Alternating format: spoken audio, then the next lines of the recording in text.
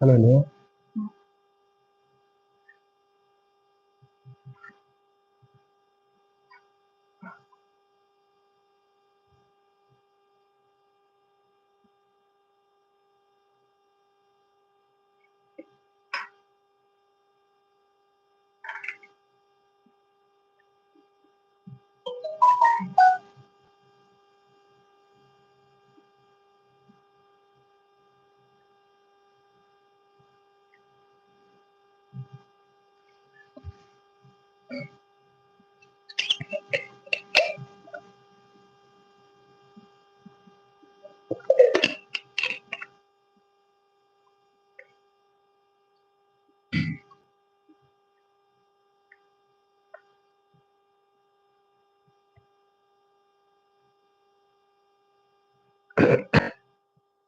Good evening అండి. Welcome back to success journey TV channel.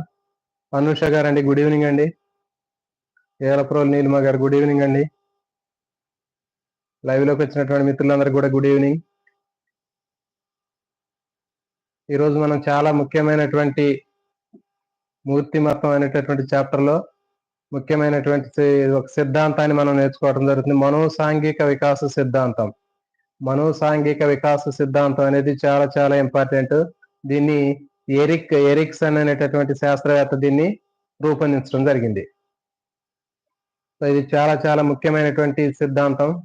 ఖచ్చితంగా డిఎస్సిలో కానీ టెట్ లో కానీ వీటికి సంబంధించినటువంటి బిట్స్ రావడానికి ఎక్కువగా అవకాశం ఉంటుంది. సో కాబట్టి మరి ఈ సిద్ధాంతాన్ని గురించి, దీంట్లో ఉండేటటువంటి దశల గురించి మనం ఇప్పుడు ఈ రోజు చూద్దాం. సో మిత్రులందరికీ కూడా గుడ్ ఈవినింగ్. లైవ్ లోకి వచ్చినటువంటి మిత్రులందరూ కూడా ముందుగా వీడియోని లైక్ చేయండి. అదేవిధంగా కొత్తగా వచ్చినటువంటి మిత్రులు ఎవరైనా ఉంటే ఛానల్ ని సబ్స్క్రైబ్ చేయండి. ఏపీలో డిఎస్సి ప్రిపేర్ అయ్యేటటువంటి మిత్రులు ఎవరైతే ఉన్నారో మిత్రులు ఖచ్చితంగా మీరు యొక్క ప్రిపరేషన్ మాత్రం మీరు ఎప్పుడు కూడా ఆలస్యం చేయొద్దు. మీరు ఒక పక్కా టైం టేబుల్ తోటి మీరు ప్రిపరేషన్ స్టార్ట్ చేసినట్లయితే మీరు రాబోయేటటువంటి డిఎస్సిలో మీరు సక్సెస్ అవడానికి చాలా అవకాశం ఉంటుంది. సో కాబట్టి మనం ఎప్పుడైతే అలసత్వాన్ని ప్రదర్శించామో అలసత్వం అనేది ఇంకా ఎక్కువ అయిపోతుంది. సో కాబట్టి మనం మన లక్ష్యాన్ని మనం సాధించలేము. సో కాబట్టి మిత్రులందరూ కూడా ఖచ్చితంగా మీరు డిఎస్సికి సంబంధించినటువంటి ప్రిపరేషన్ మీరు స్టార్ట్ చేసినట్లయితే మీకు సఫిషియెంట్ గా టైం అనేటటువంటి సఫిషియెంట్ గా ఉంది. సో కాబట్టి మీరు ఎలాంటి ఇబ్బంది లేకుండా మీరు మంచిగా ప్రశాంతంగా చక్కగా కూల్ గా మీరు మీ యొక్క ప్రిపరేషన్ ని స్టార్ట్ చేయొచ్చు.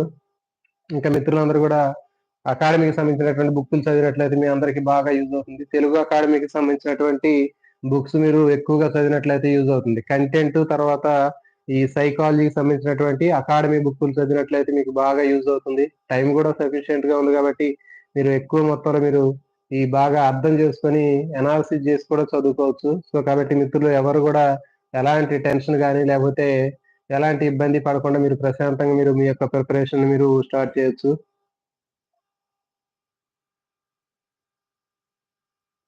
శివకృష్ణ గారండి, గుడ్ ఈవినింగ్ అండి. నెక్స్ట్ ఓకే, దాదాపు 12 మంది ఉన్నారు. మిత్రులందరూ కూడా వీడియోని లైక్ చేయండి. అదేవిధంగా కొత్తగా వచ్చినటువంటి మిత్రులు ఉంటే ఛానల్ సబ్స్క్రైబ్ చేయండి. ఈ రోజు మనం చాలా ముఖ్యమైనటువంటి చాలా ఇంపార్టెంట్ చాప్టర్ ని మనం డిస్కస్ చేస్తున్నాం. ఓకే, అయితే సిగ్మండ్ ఫ్రాయిడ్ చెప్పినటువంటి మనోవిశ్లేషణ సిద్ధాంతాన్ని మనం నేర్చుకోవడం జరిగింది.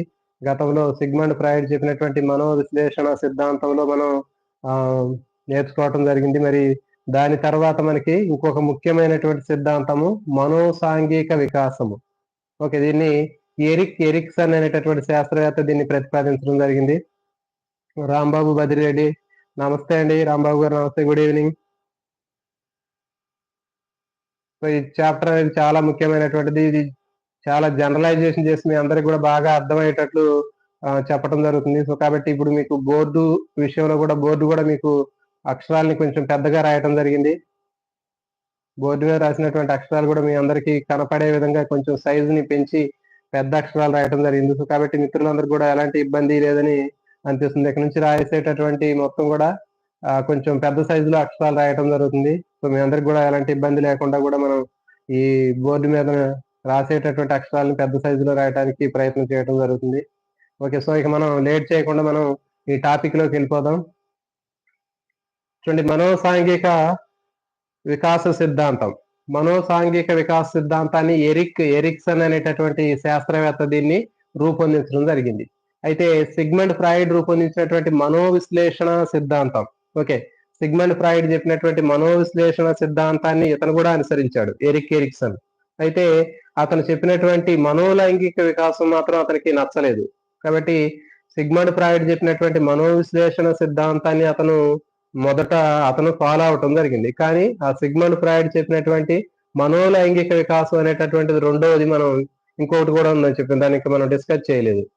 ఓకే, సో మనం డిస్కస్ చేసినటువంటిది సిగ్మండ్ ఫ్రాయిడ్ చెప్పినటువంటి మనోవిశ్లేషణ సిద్ధాంతాన్ని అతను ఫాలో అయ్యాడు, బాగానే ఉందనుకున్నాడు. కానీ ఆ సిగ్మండ్ ఫ్రాయిడ్ చెప్పినటువంటి మనోలైంగిక వికాసంలో అతనికి నచ్చలేదు అది. అతను చెప్పినటువంటి మనోలైంగిక వికాసం అనేటటువంటి దానిలో ఉన్నటువంటి దశలు అతనికి నచ్చలేదు. అందుకని చెప్పి అతను ఇంకొక కొత్త సిద్ధాంతాన్ని రూపొందించడం జరిగింది. అదే మనో సాంఘిక వికాస సిద్ధాంతం.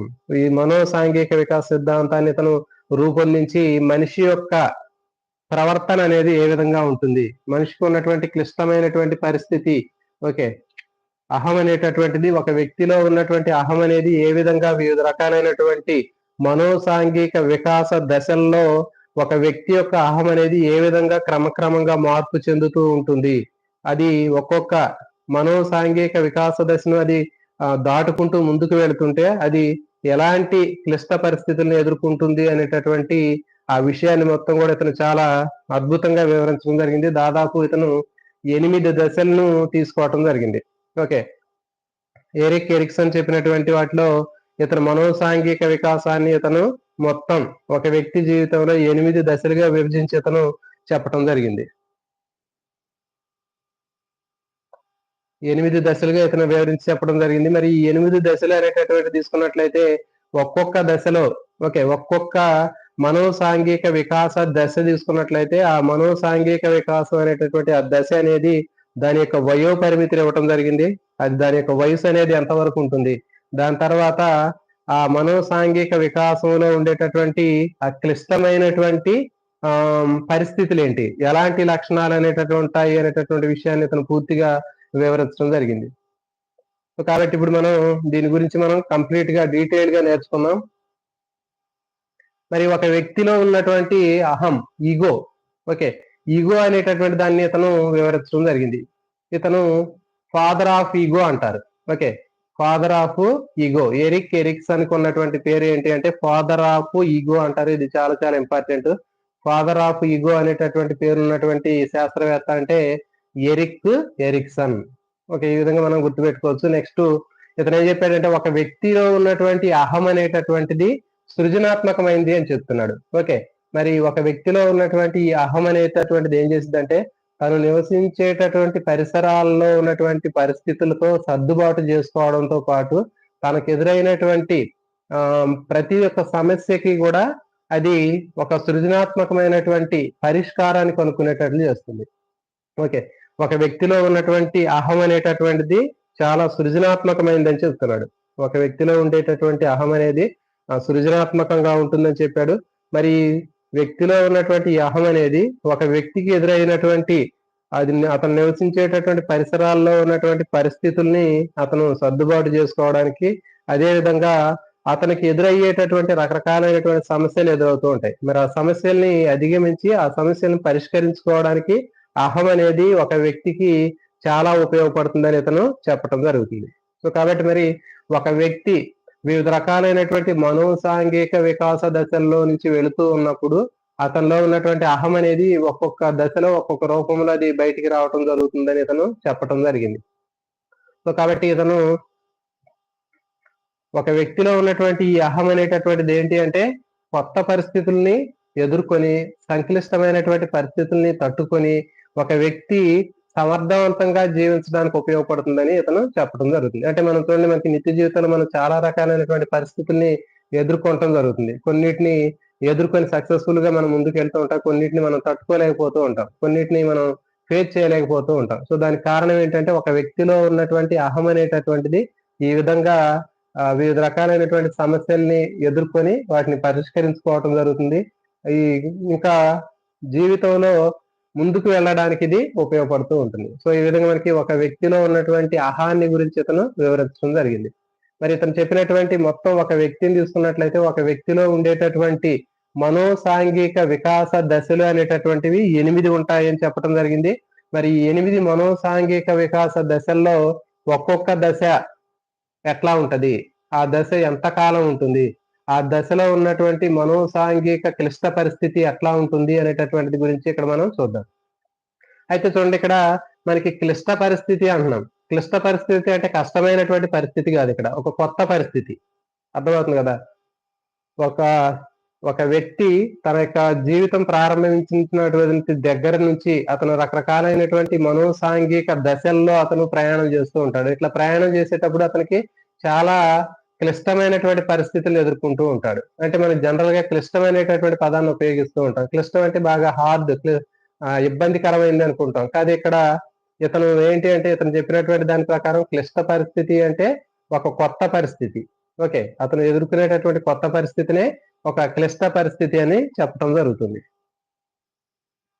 ఓకే, ఇప్పుడు మరి చూద్దాం ఈ దశలు ఎన్ని దశలు చెప్పాడు, ఆ దశల్లో ఉన్నటువంటి ఆ ఏజ్ ఏ ఏ దశలో ఏ ఏ వయసు వరకు ఉంటుంది అనేటటువంటిది ఇక్కడ మనం చూద్దాం. చూడండి, ఫస్ట్ పూర్వ శైశవం.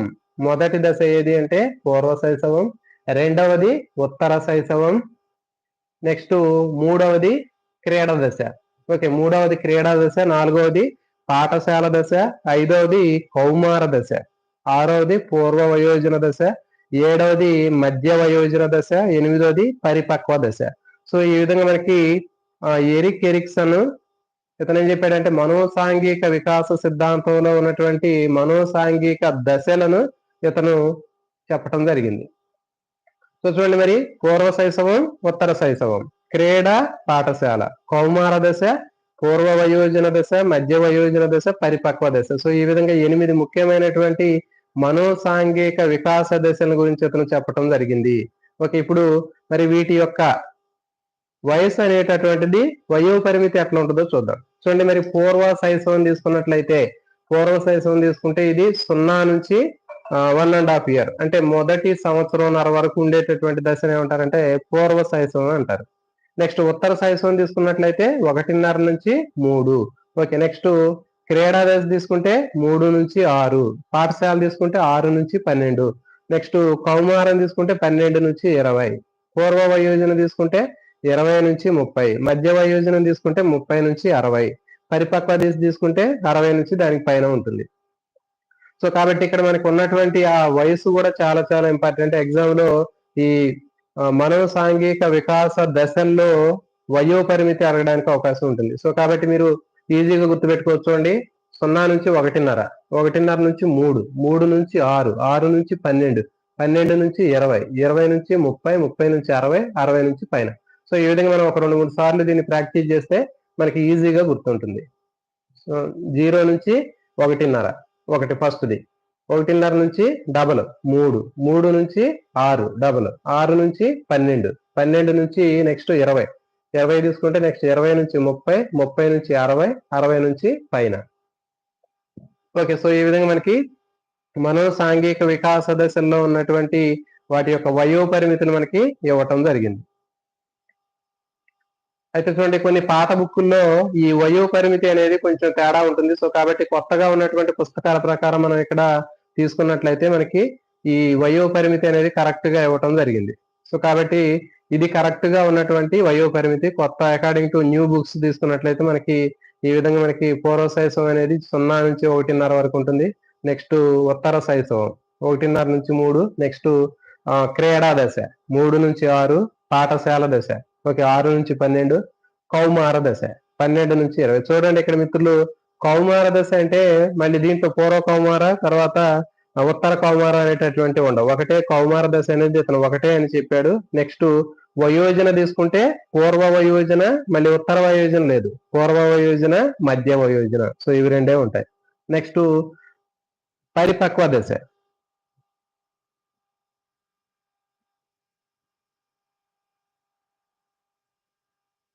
సో ఈ విధంగా మనకి పరిపక్వ దశ తీసుకున్నట్లయితే 60 years పైన మనకి పరిపక్వ దశ ఉంటుంది. ఓకే, సో ఇప్పుడు మనకి ఒక్కొక్క దశను గురించి మనం నేర్చుకున్నాం.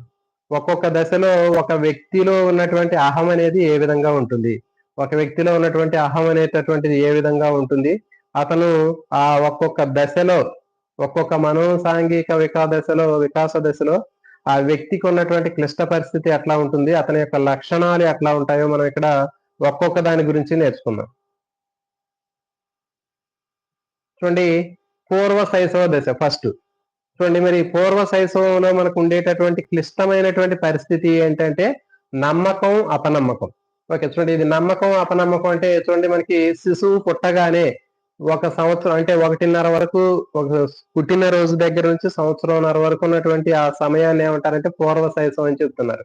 చూడండి, మరి ఈ పూర్వ శైశవంలో ఒక శిశువుకు ఉండేటటువంటి ముఖ్యమైనటువంటి లక్షణాలు అంటే లేదా చేసేటటువంటి ముఖ్యమైనటువంటి పనులు ఏముంటాయంటే శిశువుకు సంబంధించి అతను ఆహారం తీసుకోవటం, ఓకే, పాలు తాగడం, నిద్రపోవడం, తర్వాత మలమూత్ర విసర్జన చేయటం. సో ఇవి అతనికి ఆ శిశువులో ఉండేటటువంటి ముఖ్యమైనటువంటి లక్షణాలు. ఓకే, సో కాబట్టి పూర్వ శైశవ దశలో ఉన్నటువంటి ఆ శిశువు తీసుకున్నట్లయితే ఆ శిశువు 1.5 సంవత్సరం వరకు తన యొక్క జైవిక కార్యాలతోటే గడుపుతూ ఉంటాడు. అతను అంటే ఒక వ్యక్తిలో అతనికి సంబంధించినటువంటి కేవలం ఆహారం తీసుకోవడం, నిద్రపోవడం, ఓకే, ఇంకా మలమూత్ర విసర్జన చేయటం, ఇలాంటివి మొత్తం కూడా కనిపిస్తూ ఉంటాయి. సో కాబట్టి వీటితో శిశువు చాలా ప్రశాంతంగా ఉంటాడు.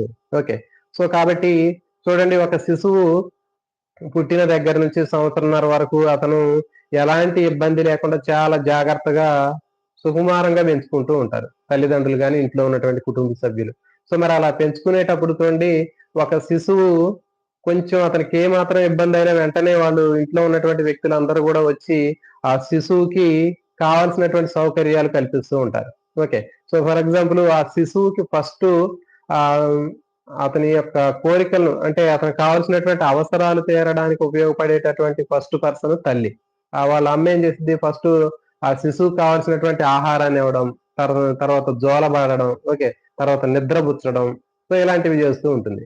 తర్వాత ఆ శిశువుకి ఎలాంటి, ఫర్ ఎగ్జాంపుల్ మలమూత్ర విసర్జన చేసినప్పుడు వెంటనే మారుస్తూ ఉంటారు. యూరిన్ పాస్ చేసినప్పుడు వెంటనే డ్రెస్ మారటం, తర్వాత లెట్రిన్కి వెళ్ళినప్పుడు వెంటనే అక్కడ డ్రెస్సులు మార్చేయటం, ఆకలైనప్పుడు వెంటనే ఫీడింగ్ చేయటం, పాలు పట్టడం, సో ఇట్లాంటివి చేస్తూ ఉంటారు. ఓకే, ఇలా చేసేటప్పుడు ఆ శిశువుకి ఏమనిపించిందంటే వాళ్ళ కుటుంబంలో ఉన్నటువంటి వ్యక్తుల మీద నమ్మకం కలిగింది బాగా. అబ్బా, నన్ను చాలా బాగా చూసుకుంటున్నారు, నాకు చాలా మంచి సౌకర్యంగా ఉంది అని అతను వాళ్ళ మీద బాగా నమ్మకాన్ని పెట్టుకుంటాడు. ఓకే, సో ఇది నమ్మకం. తర్వాత ఒకవేళ వాళ్ళు ఏదైనా సందర్భంలో పనిలో పడి బిజీగా ఉండి అతను పట్టించుకోకపోయినట్లయితే, ఆ శిశువును పట్టించుకోకపోతే, ఒకవేళ లేకపోతే ఆ శిశువు ఫర్ ఎగ్జాంపుల్ చూడండి, అతను టాయిలెట్ పోసినప్పుడు మనం వెంటనే రెస్పాండ్ అయ్యి అతను ఆ డ్రెస్ మారకపోయినా కానీ, లేకపోతే అతను లాట్రిన్కి వెళ్ళినప్పుడు బాత్రూమ్కి వెళ్ళినప్పుడు మనం ఆ డ్రెస్సులు మార్చి శుభ్రం చేయకపోతే ఒక 5 నిమిషాలు అట్లా ఉంచామనుకోండి, అతను కేకలు పెడుతూ ఉంటాడు శిశువు. సో అంటే ఏంటి, అప్పుడు ఆ శిశువులో అపనమ్మకం వచ్చింది. ఏమని అపనమ్మకం వస్తుందంటే, అమ్మో, నన్ను అసలు పట్టించుకోవట్లేదు, నా పరిస్థితి ఏంటి, నా భవిష్యత్తు ఏంటి, నన్ను ఎవరి దారి వాళ్ళు వెళ్ళిపోయారా, నా దగ్గరికి ఎవరు రావట్లేదు, ఎవరు నన్ను చూడట్లేదు, నా పరిస్థితి ఏంటి అని అతను అపనమ్మకానికి గురవుతాడు శిశువు. అర్థమవుతుంది కదా. సో కాబట్టి ఇది పూర్వ శైశవ దశ. ఈ విధంగా చూడండి, మనకి శిశువులో అప్పుడే అతనికి ఒక రకమైనటువంటి నమ్మకం, అపనమ్మకం అనేది వచ్చింది. సో ఆ శిశువులో వచ్చినటువంటి నమ్మకం, అపనమ్మకం ఏదైతే ఉందో తర్వాత అది భవిష్యత్తులో కూడా నమ్మకం, అపనమ్మకం అట్లాగే ఉండిపోతుంటుంది. చూడండి, మన పెద్ద అయిన తర్వాత కూడా మనకి కొంతమంది మీద నమ్మకం ఉంటది, మరి కొంత మీద నమ్మకం ఉండదు కొంతమంది మీద. సో మరి దానికి కారణం ఏంటి అంటే, మనం శిశువుగా పుట్టిన తర్వాత ఈ పూర్వ శైశవ దశలో ఉన్నటువంటి లక్షణం ఏదైతే ఉందో మనోసాంఘిక క్లిష్ట పరిస్థితి అని చెప్పారు. ఓకే, నమ్మకం, అపనమ్మకం. అప్పుడు పుట్టినటువంటి నమ్మకం, అపనమ్మకం అనేది మనకి జీవితాంతం కూడా మనకి ప్రతి ఒక్క దశలో కూడా కనిపిస్తూ ఉంటుంది. సో కాబట్టి ఇది నమ్మకం, అపనమ్మకం. అంటే చూడండి, పూర్వ శైశవ దశలో ఉన్నటువంటి శిశువు తనకు కావాల్సినటువంటి ముఖ్యమైనటువంటి పనులు ఏంటి, అతను మంచిగా ఆహారం తీసుకోవటం, తర్వాత నిద్రపోవటం, తర్వాత అతను మలమూత్ర విసర్జనకు సంబంధించినటువంటి పనుల్లో తల్లిదండ్రులు, ఇంట్లో ఉన్నటువంటి వ్యక్తులు అతనికి సహాయం చేయటం, చాలా జాగ్రత్తగా చూసుకుంటూ ఉంటారు. అతని మీద ఈగ కూడా వాళ్ళని చాలా జాగ్రత్తగా చూసుకుంటూ ఉంటారు. సో అప్పుడు శిశువు ఏమనుకుంటాడు అంటే, అబ్బా, నాకు చాలా ప్రశాంతంగా ఉంది, చాలా నా కుటుంబం మీద చాలా నమ్మకం ఉంది అనేటటువంటి నమ్మకం అనేది కలిగిద్ది ఆయనకు. పాజిటివ్ యాటిట్యూడ్ అనేది ఏర్పడింది. ఓకే, సో నాకు లైఫ్ బాగుంటది, ప్రశాంతంగా ఉంది, నాకు హాయిగా ఉంది అని చెప్పి ఆ శిశువు ఏం చేస్తాడంటే వాళ్ళ మీద నమ్మకాన్ని పెట్టుకుంటాడు. మరి ఎప్పుడైతే ఆ ఇంట్లో ఉన్నటువంటి కుటుంబ సభ్యులు ఒక్కొక్కసారి వాళ్ళ పనుల్లో పడి ఆ పిల్లవాడిని కొంచెం నెగ్లెక్ట్ చేసినట్లయితే వెంటనే ఆ శిశువు ఏమనుకుంటాడు, ఏంటి పరిస్థితి, ఎవరు నా దగ్గర రావట్లేదు, నన్ను ఎవరు పట్టించుకోవట్లేదు, ఓకే మరి ఇప్పుడు నా పరిస్థితి ఎట్లా, నా భవిష్యత్తు ఎట్లా, ఎవరి దారి వాళ్ళు పోతే నేను ఎట్లా బతకాలి, నాకు ఎవరు అన్నం పెడతారు, లేకపోతే నాకు ఎవరు ఫీడింగ్ చేస్తారు, నాకు ఎవరు నిద్రపుచ్చుతారు. సో ఈ విధంగా ఆ పిల్లవాడి శిశువులో అపనమ్మకం అనేది ఏర్పడింది కుటుంబ సభ్యుల మీద. సో కాబట్టి ఇది నమ్మకము, అపనమ్మకము. సో దీన్ని పూర్వ శైశవ దశ అని చెప్తారు. సో కాబట్టి మనకి ఎగ్జామ్ లో వచ్చేటటువంటి దాంట్లో మనకి అడిగేటటువంటి బిట్ ఏంటి అంటే, ఎరిక్ ఎరిక్సన్ చెప్పినటువంటి మనోసాంఘిక వికాస సిద్ధాంతంలో ఎరిక్ ఎరిక్సన్ చెప్పినటువంటి మనోసాంఘిక వికాస సిద్ధాంతంలో నమ్మకం, అపనమ్మకం అనేటటువంటి మనోసాంఘిక క్లిష్ట పరిస్థితి ఏ మనోసాంఘిక దశలో ఉంటుంది అని అడగడానికి అవకాశం ఉంటుంది. చూడండి, నమ్మకం, అపనమ్మకం అనేటటువంటిది ఏ మనోసాంఘిక వికాస దశలో ఉంటుంది అని అడిగినప్పుడు మనకి సో అది ఏంటి అంటే పూర్వ శైశవ దశ. తర్వాత పూర్వ శైశవ దశ అనేటటువంటిది దాని యొక్క వయో పరిమితి ఎంత అని అడగడానికి అవకాశం ఉంటుంది. ఎరిక్ ఎరిక్సన్ చెప్పినటువంటి మనోసాంఘిక వికాస దశలో పూర్వ శైశవ దశ యొక్క వయో పరిమితి ఎంత అని అడగడానికి అవకాశం ఉంటుంది. సో కాబట్టి మరి వయో పరిమితి తీసుకున్నట్లయితే పుట్టినరోజు దగ్గర నుంచి సంవత్సరంన్నర అంటే 1.5 వరకు ఉన్నటువంటి ఆ టైం ఏదైతే ఉందో దాన్ని పూర్వ శైశవ దశ అని పిలుస్తారు. ఓకే, సో ఇది మనకి పూర్వ శైశవ దశ. సో కాబట్టి తన యొక్క అవసరాలు తీరడానికి ఇంట్లో ఉన్నటువంటి కుటుంబ సభ్యులు ఎప్పుడైతే అతనికి కావాల్సినటువంటి అవసరాలను తీరుస్తారో, అవసరాలు తీర్చినప్పుడు వాళ్ళ మీద నమ్మకాన్ని పెంచుకుంటాడు. అదేవిధంగా తనకు కావాల్సినటువంటి అవసరాలు కుటుంబ సభ్యులు తీర్చనప్పుడు అప్పుడు ఆ శిశువు అదే కుటుంబ సభ్యుల మీద అపనమ్మకాన్ని పెట్టుకుంటాడు. సో కాబట్టి ఇది మనకి మొదటి దశ.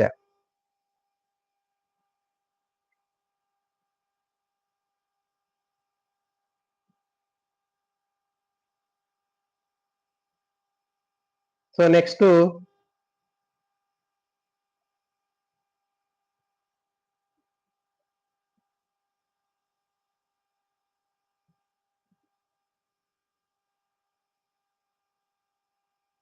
ఓకే అండి, నెక్స్ట్ రెండవది ఉత్తర శైశవ దశ. ఓకే, మరి ఉత్తర శైశవ దశ తీసుకున్నట్లయితే ఇది 1.5 నుంచి 3 సంవత్సరాల వరకు ఉంటుంది. ఉత్తర శైశవ దశ తీసుకున్నట్లయితే దీని యొక్క వయో పరిమితి 1.5 నుంచి 3 సంవత్సరాల వరకు ఉంటుంది. ఓకే, మరి ఈ ఉత్తర శైశవ దశ తీసుకున్నట్లయితే దీంట్లో ఉండేటటువంటి క్లిష్ట పరిస్థితి, మనోసాంఘిక క్లిష్ట పరిస్థితి తీసుకున్నట్లయితే స్వయం ప్రతిపత్తి సందేహం.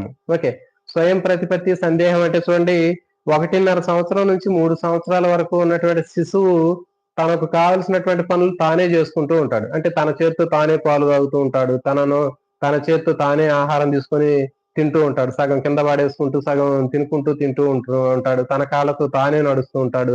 ఓకే, ఇంకా తను చిన్న చిన్న అర్థం లేనటువంటి పదాలను ఉపయోగిస్తూ ఉంటాడు. అంటే వాటిని భాషా రూపాలు అంటారు.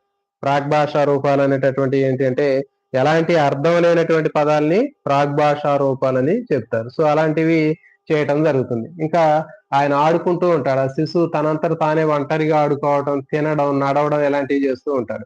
సో కాబట్టి అతనికి ఏం జరుగుతుందంటే స్వయం ప్రతిపత్తి కలుగుతుంది. అంటే ఏంటి, నా పనులు నేనే చేసుకుంటున్నాను అని చెప్పి అతనికి స్వయం ప్రతిపత్తి అనేది కలుగుతుంది. ఓకే, తన పనులు తానే చేసుకుంటాను, నేనే చేసుకుంటాను అనేటటువంటి ఆ స్వయం ప్రతిపత్తి అనేది కలుగుతుంది. మరి అలా చేసేటప్పుడు చూడండి, మరి ఆ శిశువు సరిగా చేయలేడు. ఓకే, భోజనం తినేటప్పుడు చూడండి, మరి అతను తనంతట తానే తినాలని అనుకుంటూ ఉంటాడు. స్వయం ప్రతిపత్తితో నా ఫుడ్ నేనే తింటానని తీసుకొని తింటూ ఉంటాడు.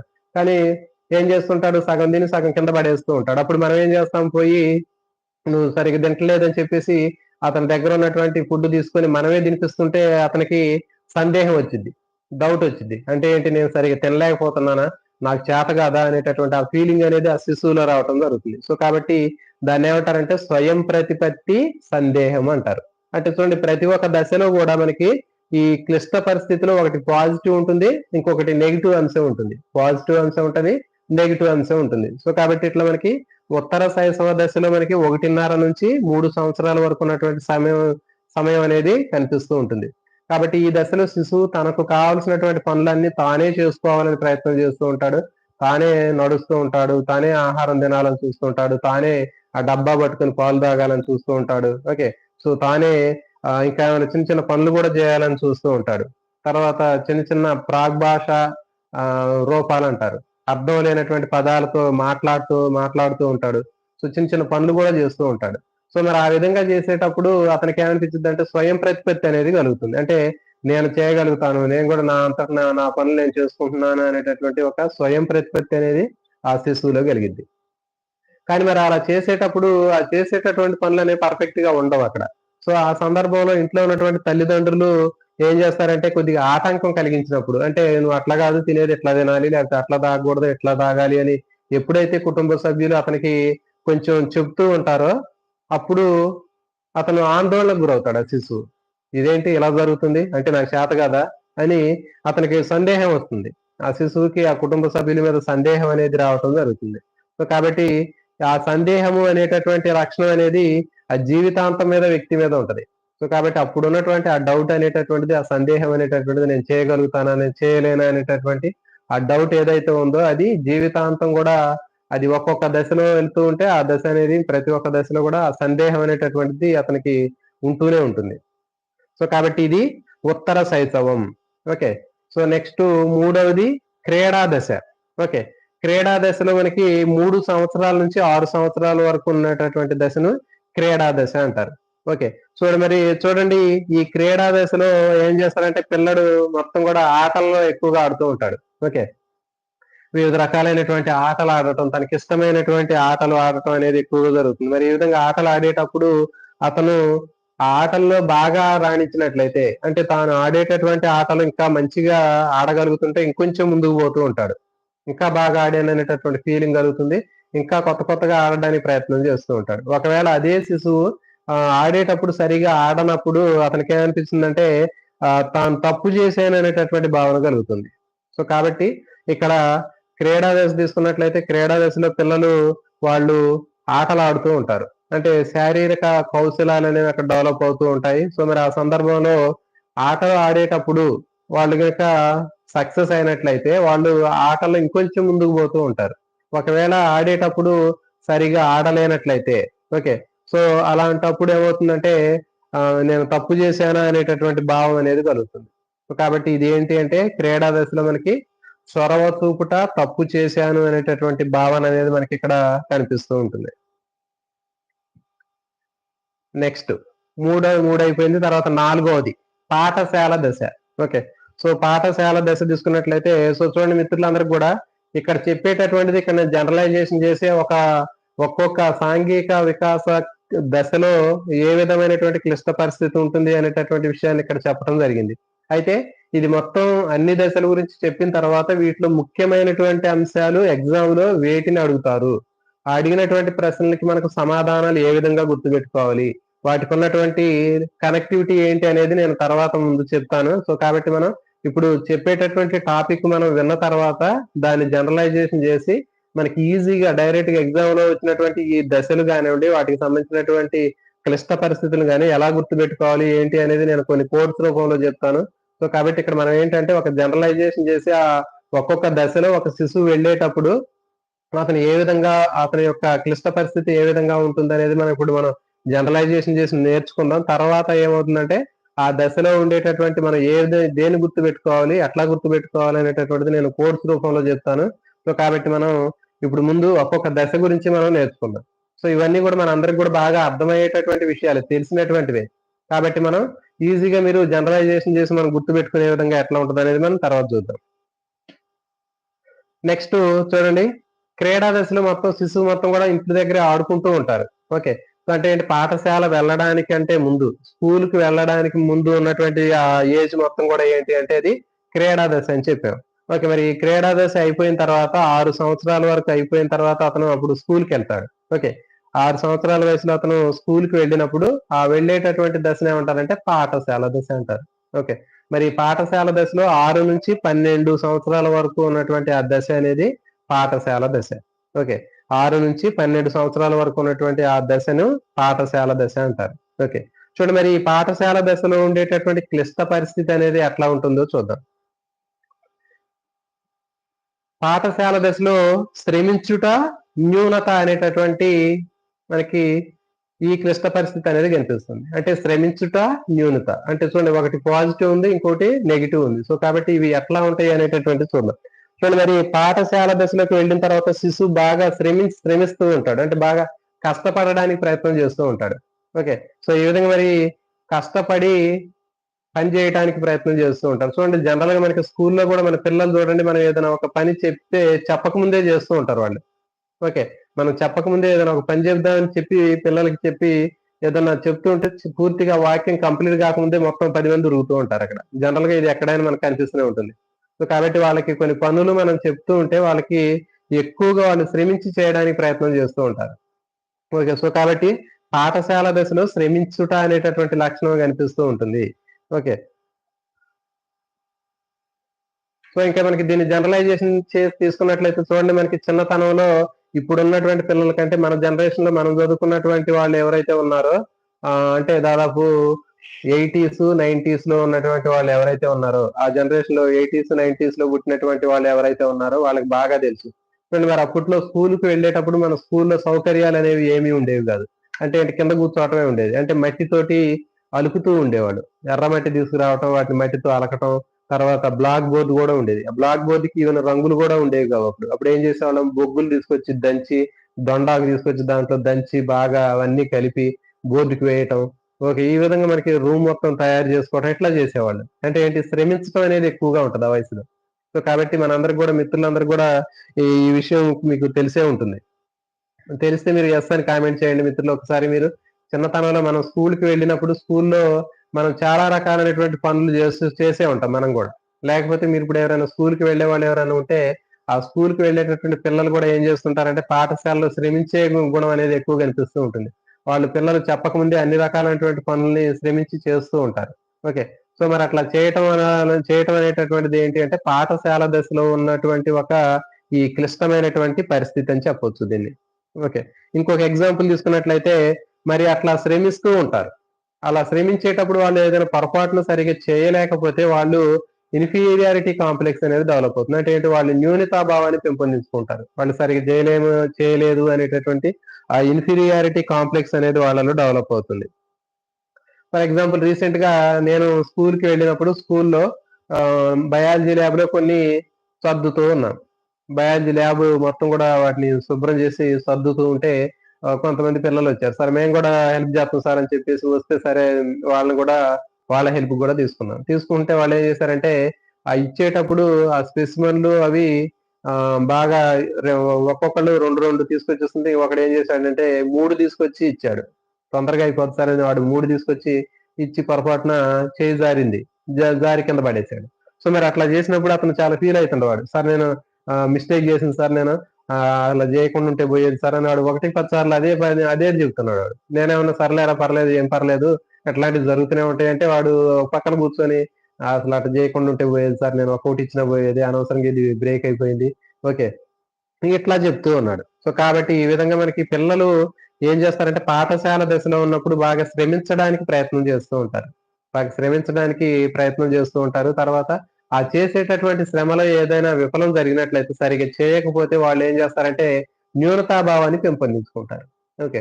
సో ఇంకొక ఎగ్జాంపుల్ తీసుకున్నట్లయితే రీసెంట్‌గా మనకు స్కూళ్ళలో కిచెన్ గార్డెన్స్ అనేవి ఏర్పాటు చేయడం జరిగింది. పిల్లలకి మిడ్ డే మీల్స్ మంచి పౌష్టికాహారం ఉన్నటువంటి mid day meals organic vegetables, కూరగాయలు స్కూల్లోనే పండించి పిల్లలకి మిడ్ డే మీల్స్‌లో యూజ్ చేయడం కోసం మనకి ఏం పెట్టారంటే కిచెన్ గార్డెన్ అనేటటువంటిది పెట్టారు. సో మరి ఆ కిచెన్ గార్డెన్ తయారు చేసేటప్పుడు పిల్లలు గూడా కొంతమందొచ్చారు. సార్ మేము గూడా హెల్ప్ చేస్తాం అని చెప్పేసి వాళ్ళు గూడా తవ్వటం, అవన్నీ శుభ్రం చేయటం, ఓకే. గడ్డి పీకటం ఇదంతా చేస్తూ ఉంటే వాడు ఒకడేం చేశాడంటే పార తీసుకొని చేస్తూ వాడు కాలుకి తగిలించుకున్నాడు.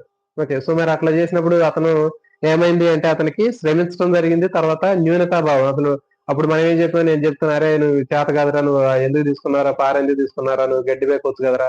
అది ఇది అంటే వాడు కొంచెం ఫీల్ అయ్యి ఓ పక్కన కూర్చున్నాడు వాడు. సో కాబట్టి ఈ విధంగా అతను చేసేటటువంటి పని బాగా శ్రమించి చేసేటప్పుడు బాగా ఉంటే అతను ముందుకు పోయి చాలా ఆనందంగా ఫీల్ అవుతాడు. ఒకవేళ ఆ చేసేటటువంటి పనిలో ఏదైనా ఇబ్బంది కలిగినట్లయితే అతను న్యూనతా భావాన్ని పెంపొందించుకుంటాడు. సో కాబట్టి ఇది పాఠశాల దశ.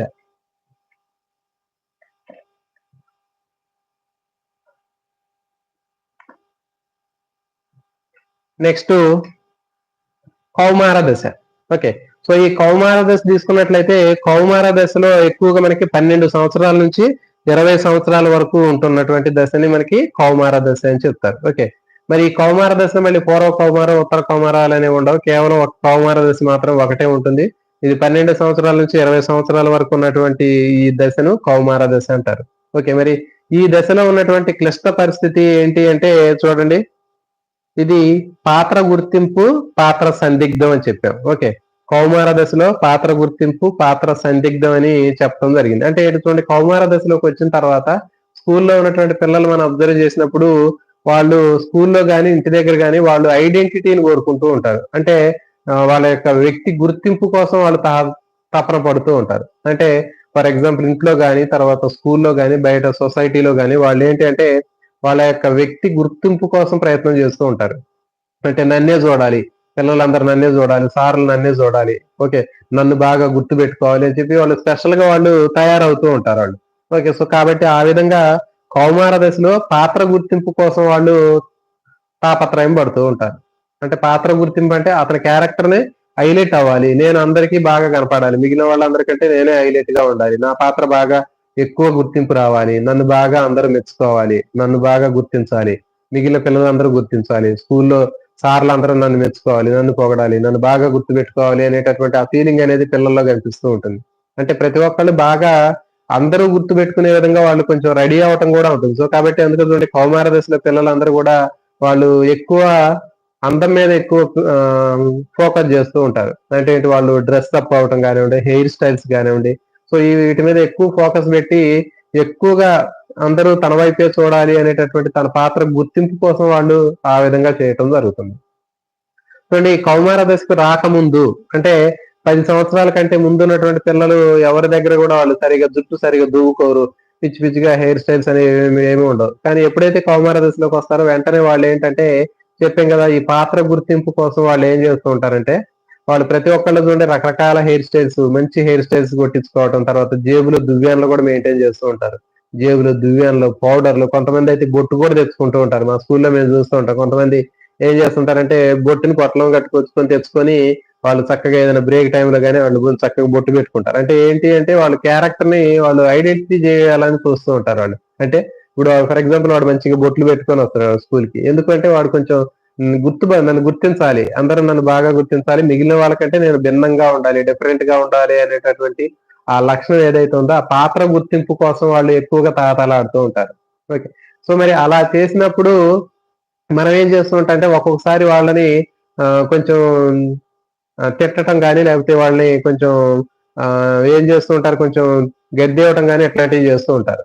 ఓకే. సో మరి అలాంటి సందర్భాల్లో వాళ్ళు ఏం చేస్తారంటే ఆ పాత్ర గుర్తింపు కోసం తాతాలాడినటువంటి పిల్లలు సందిగ్ధంలో పడిపోతారు. సో ఫర్ ఎగ్జాంపుల్ ఒకడు చెప్పాను మంచిగా అందరూ నన్నే చూడాలి అని చెప్పేసి వాడు కౌమార దశలో మంచిగా జుట్టు మొత్తం తీసుకొని ఒక సినిమాలో కటింగ్ చేసుకున్నట్లుగా కటింగ్ చేసుకొచ్చాడు. ఓకే. సో మరి చాలా మంది ఏం చేశారంటే వాళ్ళు వాళ్ళ క్లాస్ లో ఉన్నటువంటి ఫ్రెండ్స్ అందరూ కూడా ఆయన చూసి భలేగా ఉందా, వీడి హెయిర్ స్టైల్ భలేగా ఉంది అని చెప్పి అందరూ వాడిని మెచ్చుకుంటున్నారు. వాళ్ళు పాత్ర గుర్తింపు అనేది ఆడ హైలైట్ అయ్యిండాడు. కానీ అదే పాఠశాలలో ఒక హెచ్ఎం గారు కానీ, లేకపోతే క్లాస్ లో టీచర్ గాని చూసి వాడిని తిట్టారు. అది ఏం హెయిర్ స్టైల్ రా, ఇదేంది, ఎట్లా ఉంది, నువ్వు ఎందుకు ఇలాంటి పని ఎట్లా వేయించుకోవచ్చు అని చెప్పేసి వాడిని తిట్టి ఇది చేసినప్పుడు వెంటనే వాడు సందిగ్ధంలో పడిపోయాడు. అర్థమైందా? అంటే ఏంటి, నేను అనవసరంగా ఇట్లా వేయించుకున్నాను, ఇట్లా చేయకూడదా, ఓకే, ఇట్లా చేయటం వల్ల ఎలాంటి నష్టం ఉంటుందా అనేటటువంటి ఆ ఆ బిహేవియర్ తోటి అట్లా ఉండటం జరుగుతుంది. సో కాబట్టి ఈ విధంగా పాత్ర గుర్తింపు, పాత్ర సందిగ్ధంలో పడటం జరుగుతుంది. అంటే తాను చేసేటటువంటి పని ఆ కౌమార దశలో తాను ఏదైతే ఐడెంటిటీ కోసం చేస్తున్నాడో ఆ చేసేటటువంటి పనిలో అతను మెచ్చుకున్నట్లయితే ఆ పాత్ర అనేది అతనికి బాగా సంతోషంగా ఉంటుంది. ఒకవేళ చేసినటువంటి ఆ పాత్ర గుర్తింపు కోసం, ఐడెంటిటీ కోసం ఆయన చేసినటువంటి పనిని నలుగురు మెచ్చుకోకుండా అతన్ని ఏదైనా తిట్టడం కానీ, లేకపోతే అతను చేసింది కరెక్ట్ కాదు అని చెప్పినప్పుడు వెంటనే అతనికి ఏమనిపిస్తుందంటే పాత్ర సందిగ్ధంలో పడిపోతాడు అతను. అంటే నేను అనవసరంగా చేపించుకొచ్చానా? నేను ఇట్లా ఎందుకు చేపించుకొచ్చాను? అని అప్పుడు అతనికి డౌట్ వచ్చింది. అంతకుముందు ఎవరు ఏమనకుండా ఉంటే అతను ఆ క్యారెక్టర్ బాగానే ఉందనుకుంటూ ఉంటాడు ఆ పాత్ర. కానీ ఎప్పుడైతే టీచర్లు గాని, హెచ్ఎం గాని అతను తిడతారో ఓకే. ఆ టైంలో అప్పుడు ఏమైందంటే అతని మీద అతనికి సందిగ్ధం అనేది ఏర్పడింది. సో కాబట్టి దీన్ని ఏమంటారంటే పాత్ర గుర్తింపు, పాత్ర సందిగ్ధం అంటారు. ఓకే. నెక్స్ట్ పూర్వ వయోజన దశ. ఓకే. చూడండి మరి పూర్వ వయోజన దశ తీసుకున్నట్లయితే ఇది 20 నుంచి 30 సంవత్సరాల వరకు ఉంటుంది. పూర్వ వయోజన దశ అనేది 20 సంవత్సరాల నుంచి 30 సంవత్సరాల వరకు మనకి కనిపించేటటువంటిది పూర్వ వయోజన దశ. ఓకే. మరి దీంట్లో ఉండేటటువంటి మనోసాంఘిక క్లిష్ట పరిస్థితి తీసుకున్నట్లయితే సన్నిహిత్యము, ఏకాంతము.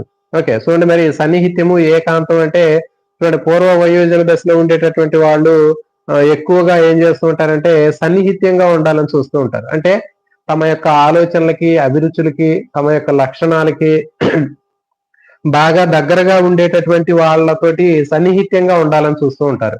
ఓకే. చూడండి ఫర్ ఎగ్జాంపుల్ స్కూళ్ళలో గాని లేకపోతే ఇంకెక్కడైనా కాలేజీల్లో ఉండేటటువంటి పిల్లలు చూస్తూ ఉంటాం మనం. కాలేజీకి వెళ్ళేటటువంటి వాళ్ళు కానివ్వండి, ఇంకొంచెం పెద్ద అంతకంటే ఏజ్ ఎక్కువగా ఉన్నటువంటి వాళ్ళు సాన్నిహిత్యాన్ని కోరుకుంటూ ఉంటారు. అంటే అమ్మాయిలు ఉన్నారనుకోండి, అబ్బాయిలతో గాని, అబ్బాయిలు అమ్మాయిలతో గాని వాళ్ళు ఏం చేస్తారంటే తనకి అభిరుచులకి, తన ఇష్టాలకి, తన భావాలకి అనుకూలంగా ఉన్నటువంటి వాళ్ళు ఎవరైతే ఉంటారో వాళ్ళకి బాగా సన్నిహితంగా ఉంటారు. ఒక అబ్బాయి అమ్మాయితో గాని, అమ్మాయి అబ్బాయితో గాని వాళ్ళు సన్నిహిత్యంగా ఉంటూ ఉంటారు. ఓకే. సో మరి ఆ విధంగా ఉండటం అనేటటువంటిది ఏంటి అంటే పూర్వ వయోజన దశలో ఉండేటటువంటి క్లిష్ట పరిస్థితి. ఓకే. ఇప్పుడు చూడండి మరి ఆ విధంగా సన్నిహితంగా ఉండడానికి అతను ప్రయత్నం చేస్తాడు. ప్రయత్నం చేసిన తర్వాత ఏమవుతుందంటే అతను సన్నిహితంగా ఉండేటటువంటి వ్యక్తి ఎవరైతే అతను బాగా ఇష్టపడతాడో ఆ ఇష్టపడినటువంటి వ్యక్తి అతను బాగా దగ్గరగా ఉండాలని కోరుకుంటాడు. మరి కోరుకుంటాడు తనకు నచ్చినట్లు ఇతను కూడా బిహేవ్ చేస్తూ ఉంటాడు. ఆమె పద్ధతులు అలవాట్లను కూడా ఇతను కూడా ఫాలో అవుతాడు. కానీ తీరా ఏమైతుంది అంటే ఫైనల్ గా ఆమె అతన్ని యాక్సెప్ట్ చేయదు. అతను యాక్సెప్ట్ చేయనప్పుడు అతను ఏం చేస్తాడు అంటే ఆమె మీద ఉన్నటువంటి ఆ ఇష్టాల్ని, గౌరవాల్ని, అభిరుచుల్ని అవన్నిటిని కూడా పక్కన పెట్టేసి అతను ఒంటరిగా ఏకాంతంగా గడుపుతాడు. ఓకే. సో దాన్ని ఏమంటారంటే సన్నిహితము, ఏకాంతం అంటారు. సో ఇది మనకి పూర్వ వయోజన దశలో ఉండేటటువంటి క్లిష్ట పరిస్థితి. ఓకే. సో కాబట్టి ఇక్కడ ఏంటంటే వ్యక్తి పూజ అనేది కనిపిస్తూ ఉంటుంది. అంటే ఆ వ్యక్తి ఈ అమ్మాయి కోసం గాని, అమ్మాయి అబ్బాయి కోసం గాని అక్కడ వాళ్ళు చేసేటటువంటి ఆ ప్రాసెస్ మొత్తం కూడా మనకి పూర్వ వయోజన దశలో కనిపిస్తుంది. ఓకే. సో దీనికి ఎగ్జాంపుల్ చెప్పినట్లయితే మనకి పూర్వ వయోజన దశలో మనకి అల్లు అర్జున్ సినిమా ఒకటి ఉంది మనకి. ఓకే. ఆర్య సినిమా. మరి ఆర్య సినిమాలో అతను ఏం చేస్తాడు మొత్తం ఆ హీరోయిన్ వెంట పడడం, ఆమెకు నచ్చినట్లుగా ఉండడం. ఓకే. అతనికి ఆలోచనలకి, అభిప్రాయాలకి, ఓకే, అభిరుచులకి అనుకూలంగా ఉన్నటువంటి వ్యక్తిని సెలెక్ట్ చేసుకొని ఆమెకు దగ్గరగా ఉండి ఆమెతోటి సన్నిహితంగా ఉండాలని ప్రయత్నం చేస్తూ ఉంటాడు. ఓకే. సో అది సన్నిహిత్యం. కానీ ఆమె ఏం చేసింది అతన్ని రిజెక్ట్ చేసింది. అతను రిజెక్ట్ చేసినప్పుడు ఆమె ఏం చేసింది అతను ఏం చేస్తాడు మళ్ళీ ఆమె మీద పెట్టుకున్నటువంటి ఆ ఇష్టాన్ని, అభిరుచుల్ని, అభిప్రాయాల్ని వాటన్నిటిని కూడా పక్కకు పెట్టేసి నెట్టేసి ఒంటరిగా ఏకాంత జీవితాన్ని గడపాలని చూస్తూ ఉంటాడు. సో కాబట్టి ఇది మనకి పూర్వ వయోజన దశలో ఉండేటటువంటి ఆ మనోసాంఘిక క్లిష్ట పరిస్థితి ఏంటి అంటే సన్నిహిత్యంగా ఉండడం, ఏకాంతంగా ఉండడం. అంటే సన్నిహితం అనేది పాజిటివ్. ఒకవేళ పాజిటివ్ గా లేకపోతే ఏమవుతుందంటే నెగిటివ్ గా అవుతుంది అప్పుడు. అంటే ఆ రెండు క్లిష్ట పరిస్థితుల్లో ఏదైనా ఒకటి జరుగుతుంది. పాజిటివ్ అయిన జరగవచ్చు, లేకపోతే నెగిటివ్ అయిన జరగవచ్చు. పాజిటివ్ గా ఉంటారు. ఒకవేళ పాజిటివ్ గా ఉన్నటువంటి సందర్భం కుదరకపోతే అతను ఏకాంతంగా ఉంటాడు. ఒంటరిగా ఉండి ఏకాంతంగా ఉండి తనలో తాను ఆలోచించుకోవటం ఇట్లాంటివి చేస్తూ ఉంటాడు. ఓకే. సో దీన్ని ఏమంటారంటే పూర్వ వయోజన దశలో సన్నిహిత్యము, ఏకాంతం అని చెప్తారు. ఓకే. నెక్స్ట్ మధ్య వయోజన దశ. మధ్య వయోజన దశ తీసుకున్నట్లయితే ఇది 30 సంవత్సరాల నుంచి 60 సంవత్సరాల వరకు ఉంటుంది. మధ్య వయోజన దశ యొక్క కాల పరిమితి అనేది 30 సంవత్సరాల నుంచి 60 సంవత్సరాల వరకు ఉంటుంది. దీంట్లో ఉండేటటువంటి మనోసాంఘిక క్లిష్ట పరిస్థితి తీసుకున్నట్లయితే ఉత్పాదకత, స్తబ్దత. ఓకే. ఉత్పాదకత, స్తబ్దత అనేటటువంటిది మధ్య వయోజన దశలో కనిపిస్తూ ఉంటుంది. ఓకే. దీని గురించి మనం తీసుకున్నట్లయితే ఉత్పాదకత అంటే ఏంటి, స్తబ్దత అంటే ఏంటో చూద్దాం. చూడండి మధ్య వయోజన దశలో ఎవరైతే ఉన్నారో అంటే దాదాపు మన తల్లిదండ్రుల ఏజ్ లో ఉన్నటువంటి వాళ్ళు 30 నుంచి 60 సంవత్సరాల వయసు ఉన్నటువంటి వాళ్ళు మనకంటే ఇంకొంచెం పెద్దవాళ్ళు ఎవరైతే ఉన్నారో వాళ్ళందరూ కూడా ఏంటి అంటే మధ్య వయోజన దశలో ఉన్నటువంటి వాళ్ళు.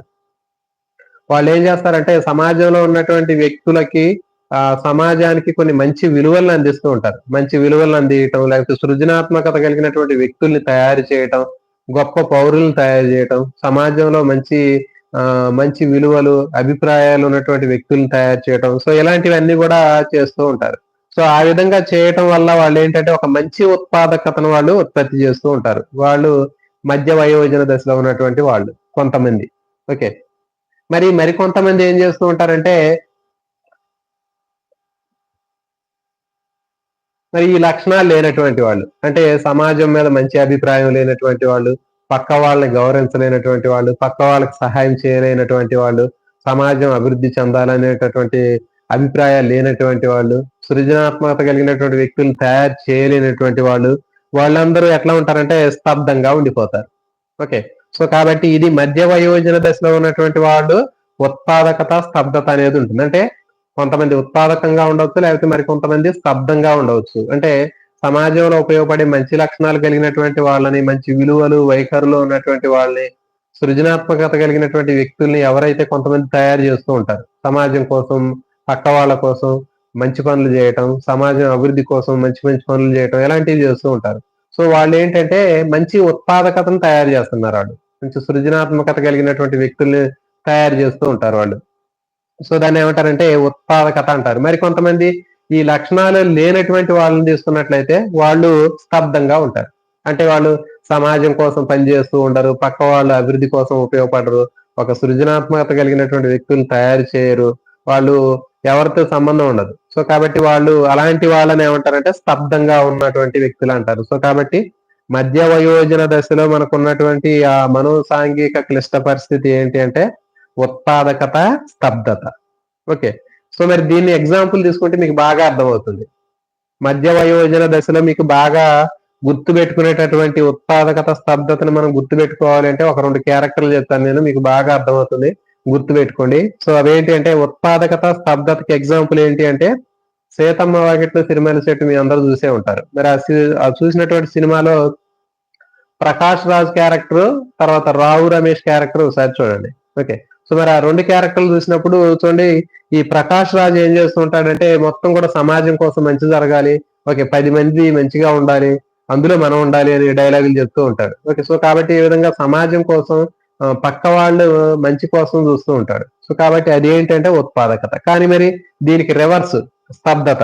అంటే ఏంటి చూడండి, రావు రమేష్ క్యారెక్టర్ తీసుకుంటే సగం సగం పనులు చేస్తున్నారా అని చెప్తే డైలాగులు చెప్తూ ఉంటాడు.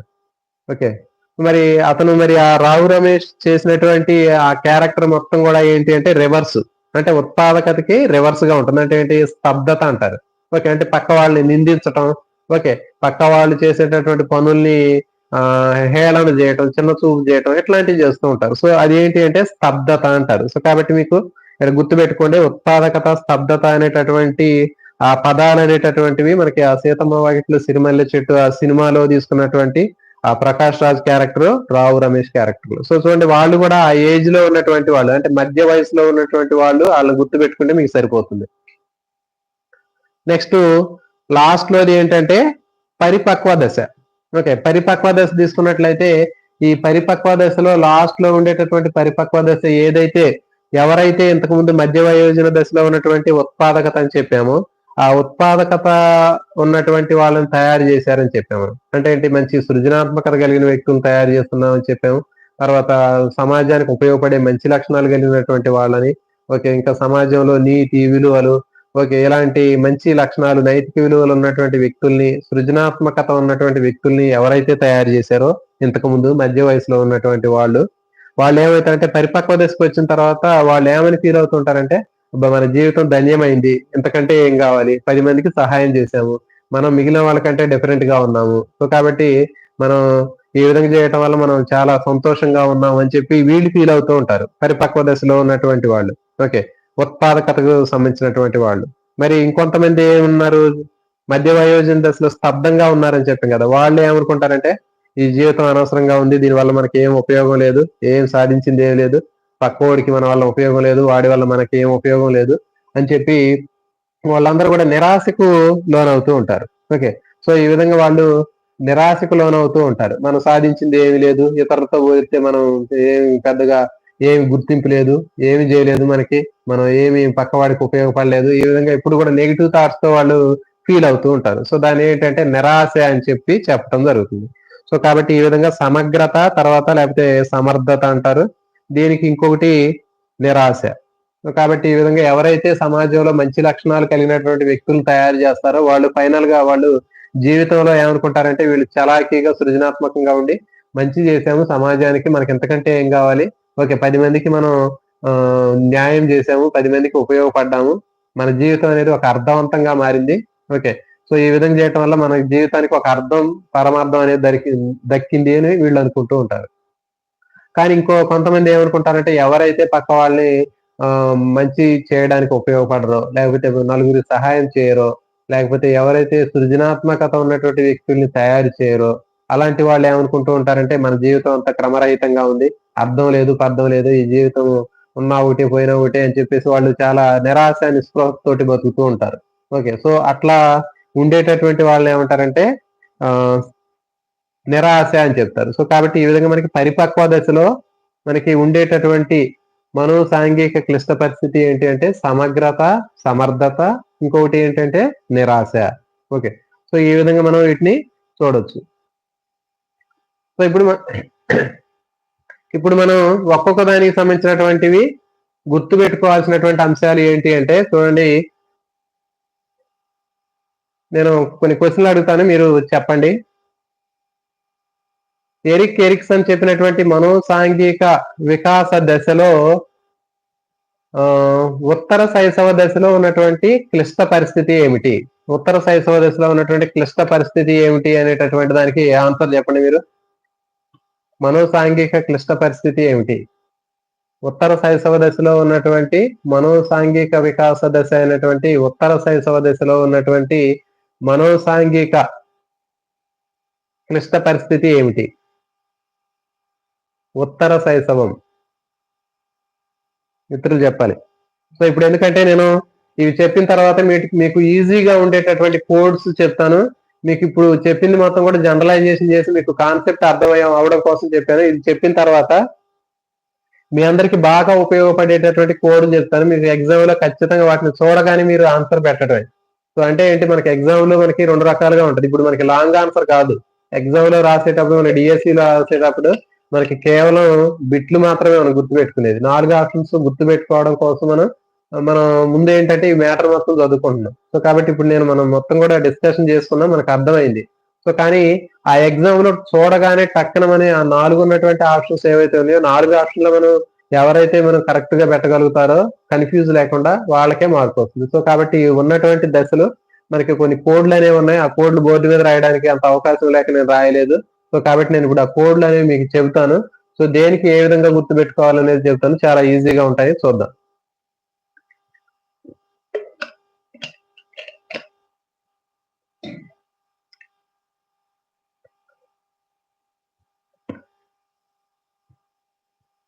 స్వయం ప్రతిపత్తి. ఓకే. స్వయం ప్రతిపత్తి, సందేహం, ఇది ఉత్తర శైశవం. ఓకే. సో ఇప్పుడు మనం ఫస్ట్ పూర్వ శైశవం తీసుకుందాం. పూర్వ శైశవంలో మనకి పూర్వ శైశవం, ఉత్తర శైశవం, ఇవి 2. ఓకే. దీని తర్వాత క్రీడా దశ. జనరల్ గా మనందరికీ తెలుసు పూర్వ శైశవం, ఉత్తర శైశవం తర్వాత ఆ శిశువు ఆ శైశవ దశ నుంచి ఆడుకుంటాడు తర్వాత. జనరల్ మనందరికీ తెలుసు. కాబట్టి దీన్ని మనం గుర్తు పెట్టుకునే విధానం ఏంటంటే పూర్వ శైశవం, ఉత్తర శైశవం. మరి పూర్వ శైశవం, ఉత్తర శైశవంలో మనకి ఆ పిల్లవాడు బాగా శిశువు దశలో ఉంటాడు. దాని తర్వాత ఆడుకుంటాడు. అంటే ఆడుకోవడానికంటే ముందుండేటటువంటి దశ ఏంటి అంటే శైశవం. దాంట్లో పూర్వ శైశవం, ఉత్తర శైశవం. ఓకే. నెక్స్ట్ క్రీడా దశ అయిపోయిన తర్వాత పిల్లవాడు చూడండి, ఎప్పుడైనా మనం పాఠశాల స్కూల్ కి వెళ్ళడానికంటే ముందు ఏం చేస్తాడు వాడు స్టూడెంట్? ఆడుకుంటాడు. సో కాబట్టి క్రీడా దశ. పాఠశాలకు వెళ్ళడానికంటే ముందుండేటటువంటి దశ ఏది అంటే క్రీడా దశ. ఓకే. నెక్స్ట్ మరి పాఠశాల దశ తర్వాత కౌమార దశ వచ్చింది, గుర్తుపెట్టుకోవాలి. పాఠశాల దశ తర్వాత కౌమార దశ అనేది వస్తుంది. దానికి ఎట్లా గుర్తుపెట్టుకోవాలంటే చూడండి, పాఠశాల అయిపోయిన తర్వాత ఏమొచ్చింది? జనరల్ గా పాఠశాల అయిపోయిన తర్వాత స్కూల్లోకి కౌస్ వస్తాయి. కవ్వు అంటే ఏంటి?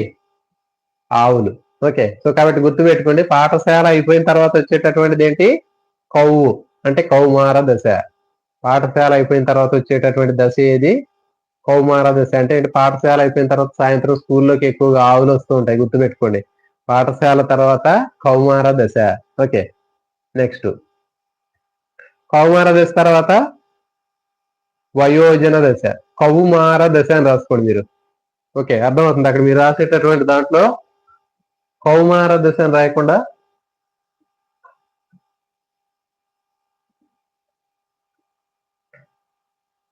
కౌమార దశ. ఓకే, కౌమార దశ అనేటప్పుడు మనం పలికేటప్పుడు కౌమార దశలో వా అనేటటువంటిది వస్తుంది. ఓకే, మరి వా అంటే ఏంటి? వయోజన దశ. ఆ వయోజన దశలో పూర్వ వయోజనం, మధ్య వయోజనం రెండు ఉంటాయి. ఓకే, దాని తర్వాత పరిపక్వ దశ అనేది లాస్ట్ లో ఉంటుంది, మనందరికీ తెలుసు. సో కాబట్టి మనం గుర్తు పెట్టుకునేటటువంటి వాటిలో ఫస్ట్ శైశవం వచ్చింది. ఓకే, ఈ శైశవంలో పూర్వ శైశవం, ఉత్తర శైశవం వచ్చింది. ఓకే, ఇవి రెండు అయిపోయినాయి. తర్వాత శైశవం తర్వాత ఎప్పుడైనా క్రీడా దశ వచ్చింది. క్రీడా దశ తర్వాత పాఠశాల దశ వచ్చింది. ఓకే, సో మరి పాఠశాల అయిపోయిన తర్వాత ఏమొస్తాయని చెప్పిన? ఆవులు వస్తాయని చెప్పిన స్కూల్లోకి. సో పాఠశాల తర్వాత కౌ అంటే ఏంటి? కౌమార దశ. ఓకే, సో మరి కౌమార దశ తర్వాత మనకి సీక్వెన్స్ లోనే చెప్పాను నేను, కౌమార దశ అని చెప్పా. ఓకే, వా అంటే ఏంటి? వయోజన దశ. కౌమార దశ దాంట్లో వా అనేటటువంటి పదం వస్తుంది. కౌమార దశ అన్నప్పుడు వా అంటే వయోజన దశ. సో మరి ఈ వయోజన దశలో మనకి మళ్ళీ పూర్వ వయోజన దశ, తర్వాత మధ్య వయోజన దశలు వచ్చాయి. తర్వాత ఇక లాస్ట్ లో ఉండేటటువంటిది పరిపక్వ దశ. ఓకే, సో కాబట్టి మిత్రులకు అందరికి మీకు అర్థమైంది కదా. ఇవి గుర్తు పెట్టుకోండి. ఫస్ట్ పూర్వ శైశవం, ఉత్తర శైశవం. ఓకే, క్రీడా దశ, పాఠశాల దశ. ఓకే, తర్వాత పాఠశాల దశ తర్వాత కౌమార దశ, పూర్వ వయోజనం, మధ్య వయోజనం, పరిపక్వ దశ. సో ఈ విధంగా మనకి 8 దశలు మీరు ఇక్కడ ఖచ్చితంగా గుర్తుపెట్టుకోవాలి. అంటే జనరల్ గా ఇంతకు ముందు మనకి ఆ వికాసం తీసుకున్నప్పుడు మనకి వికాసంలో ఉండేటటువంటి దశలు తీసుకున్నప్పుడు అక్కడ వేరే ఉంటాయి, కానీ ఇక్కడ ఉండేటటువంటి దశలు వేరే ఉంటాయి. సో కాబట్టి మనం ఇది మాత్రం ఖచ్చితంగా గుర్తుపెట్టుకోవాలి. పూర్వ కౌమారం, ఉత్తర కౌమారం. ఓకే, తర్వాత క్రీడా దశ, పాఠశాల దశ. పాఠశాల అయిపోయిన తర్వాత సాయంత్రం కౌస్ వస్తాయి. సో కాబట్టి కౌమార దశ. ఓకే, తర్వాత కౌమార అన్నప్పుడు కౌమార అని చెప్పి చెప్తాను, అంటే వయోజన దశ. ఈ వయోజన దశలో పూర్వ వయోజన ఉంటది, తర్వాత మధ్య వయోజన ఉంటది, లాస్ట్ లో వచ్చేటటువంటిది పరిపక్వ దశ. ఓకే, సో ఇది ఫస్ట్ ఈ వరుస గుర్తుపెట్టుకోండి మీరు. 1-2 సార్లు దీన్ని మీరు చదివేసుకుంటే మీకు ఈ ఆర్డర్ అనేది ఖచ్చితంగా గుర్తుండాలి. ఓకే, సో ఎందుకంటే ఎగ్జామ్ లో అడిగినప్పుడు ఈ క్రింది వాటిలో ఎరిక్ ఎరిక్సన్ చెప్పినటువంటి మనోసాంఘిక వికాస దశల్లో ఉన్నటువంటి సరైనటువంటి వరుస క్రమాన్ని గుర్తించండి అని అడుగుతారు. సో కాబట్టి పూర్వ శైశవం, ఉత్తర శైశవం, క్రీడా దశ, పాఠశాల దశ, కౌమార దశ. ఓకే, తర్వాత పూర్వ వయోజన దశ, మధ్య వయోజన దశ, లాస్ట్ లో పరిపక్వ దశ.